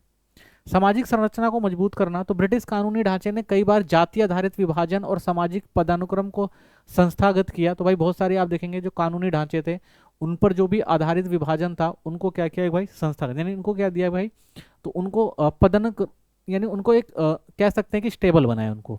इसने भारतीय समाज को नियंत्रित करने और विभाजित रखने में मदद की। तो इससे क्या था भाई कि ये क्या करते थे कि जो भी कानून बनाते थे तो उस कानून में अलग सामाजिक वर्गों के लिए अलग तरह से कुछ नियम रख दिए जाते थे। तो इससे क्या होता था, आप देखेंगे कि जो भारतीय समाज था वो विभाजित रहता था और पूरी तरह से इनके नियंत्रण में रहता था। स्वदेशी कानून परंपराओं का कमजोर होना, पंचायत हो गया, जातिगत न्याय, स्थानीय परंपराएं, इन सभी को कमजोर कर दिया गया। यानी जो भारत की पारंपरिक न्याय व्यवस्था थी उसको खत्म किया गया। ब्रिटिश कानून ही वैध और उच्च मानक माना गया कि भाई जो ब्रिटिश कानून बनाया गया है वो ही मान्य है और उसी के आधार पर न्याय मिलेगा, ये तय कर दिया गया। शैक्षिक नीतियों की बात करते हैं तो ब्रिटिश राज ने भारत में शिक्षा को इस तरह से विकसित किया कि वह ब्रिटिश प्रशासन, शासन और औपनिवेशिक नियंत्रण को मजबूत करे। शिक्षा का उद्देश्य ज्ञान देना नहीं बल्कि ऐसे भारतीय तैयार करना था जो अंग्रेजों के लिए काम कर सके और उनके शासन के प्रति वफादार रहें। ठीक है, तो ऐसी शैक्षिक व्यवस्था उपलब्ध कराई गई उनको कि वो क्या करे, जो वफादार वर्ग बना सके भारतीयों का जो उनके लिए काम करे। 1813 का चार्टर एक्ट, इससे पहले शिक्षा को ब्रिटिश अनावश्यक समझते थे। इस एक्ट ने पहली बार भारत में शिक्षा के लिए 1 लाख रुपए वार्षिक निधि तय की गई कि भारत में भाई शिक्षा का प्रसार किया जाएगा, उसके लिए वित्तीय सहायता दी गई। शिक्षा को ब्रिटिश शासन को मजबूत करने का साधन माना गया। तो शिक्षा जो था भाई एक तरह से ब्रिटिश सत्ता को मजबूत करने का ही साधन था। भारतीय भाषाओं के कॉलेज, तो एक्ट के तहत कलकत्ता में संस्कृत कॉलेज, अरबी कॉलेज स्थापित किए गए। उद्देश्य था ऐसी स्थानीय विद्वान तैयार करना जो ब्रिटिश अधिकारियों और भारतीय लोगों के बीच संस्कृति का पुल बन सके। तो भाई कुछ ऐसे भी विश्वविद्यालय बनाए जहां पर ऐसे भारतीयों को तैयार करना था कि वह ब्रिटिश को और भारतीयों से आसानी से जोड़ सके। पश्चिमी शिक्षण को बढ़ावा, तो अंग्रेजों ने पश्चिमी शिक्षा, अंग्रेजी भाषा और ब्रिटिश विचारधारा को बढ़ावा दिया। भारतीय परंपराओं और स्वदेशी शिक्षा पर कम ध्यान दिया। तो मेन मकसद ये था भाई किस तरह से जो भारत में जो है जो पारंपरिक स्वदेशी शिक्षाएं हैं उनको खत्म करके जो अंग्रेजी शिक्षा है और पश्चिमी जो भाषा है और जो विचारधारा है उसको यहाँ के लोगों को सिखाया जाए। शिक्षित भारतीयों का एक वर्ग तैयार करना, तो ब्रिटिश चाहते थे कि एक ऐसा वर्ग तैयार किया जाए जो अंग्रेजों जैसा सोचे, प्रशासन में आप देखेंगे क्लर्क हो सहायक और दुभसीय के रूप में कार्य करें, शासन को चलाने में मदद करें। इस वर्ग को बाद में ब्राउन साहब भी कहा गया था। यानी एक ऐसा प्रशासनिक वर्ग था जो अगर कहें दिखने में भारतीय था लेकिन सोच और विचार में जो था वो क्या हो, वो ब्रिटिश हो। ठीक है, तो उनको क्या कहा जाता था, ब्राउन साहब। राष्ट्रवाद पर अप्रत्यक्ष प्रभाव, तो ब्रिटिश सोच के अनुसार शिक्षा भारतीयों को आज्ञाकारी बनाएगी, लेकिन इसका उल्टा हुआ। तो उन्होंने भाई ये सोचा था कि इनको अपने जैसा बना देंगे तो ये हमारे लिए क्या होंगे, आज्ञाकारी बनेंगे, हमारी तरह काम करेंगे, लेकिन हुआ इसका उल्टा। पश्चिमी विचार, विवेक और आलोचनात्मक सोच इतिहास ने भारतीयों को राष्ट्रवाद, राजनीतिक चेतना और स्वतंत्रता की भावना को जन्म दिया। तो भाई जब लोगों को पश्चिमी विचार पता लगे तो उससे क्या हुआ, भारतीयों में खुद में राष्ट्रवाद, राजनीतिक चेतना और स्वतंत्रता की भावना, कि भाई पश्चिम में ऐसा हुआ है और हमारे देश में ऐसा हो रहा है, तो हमें भी क्या करना चाहिए भाई, अपनी स्वतंत्रता, समानता और राष्ट्रवाद के लिए लड़ना चाहिए। तो उनके अंदर भी क्या हुआ, एक जज्बा आया भाई इन सब चीजों को पढ़कर। तो अंग्रेजों ने जो अपने फायदे की चीज सोची थी वो काफी हद तक आप देखेंगे बाद में भारतीयों के फेवर में भी आई। तो इसी के साथ ये चैप्टर खत्म होता है। मिलते हैं नेक्स्ट वीडियो में। चैनल को सब्सक्राइब करें, वीडियो को लाइक करें, कोई कमेंट है तो जरूर करें। धन्यवाद।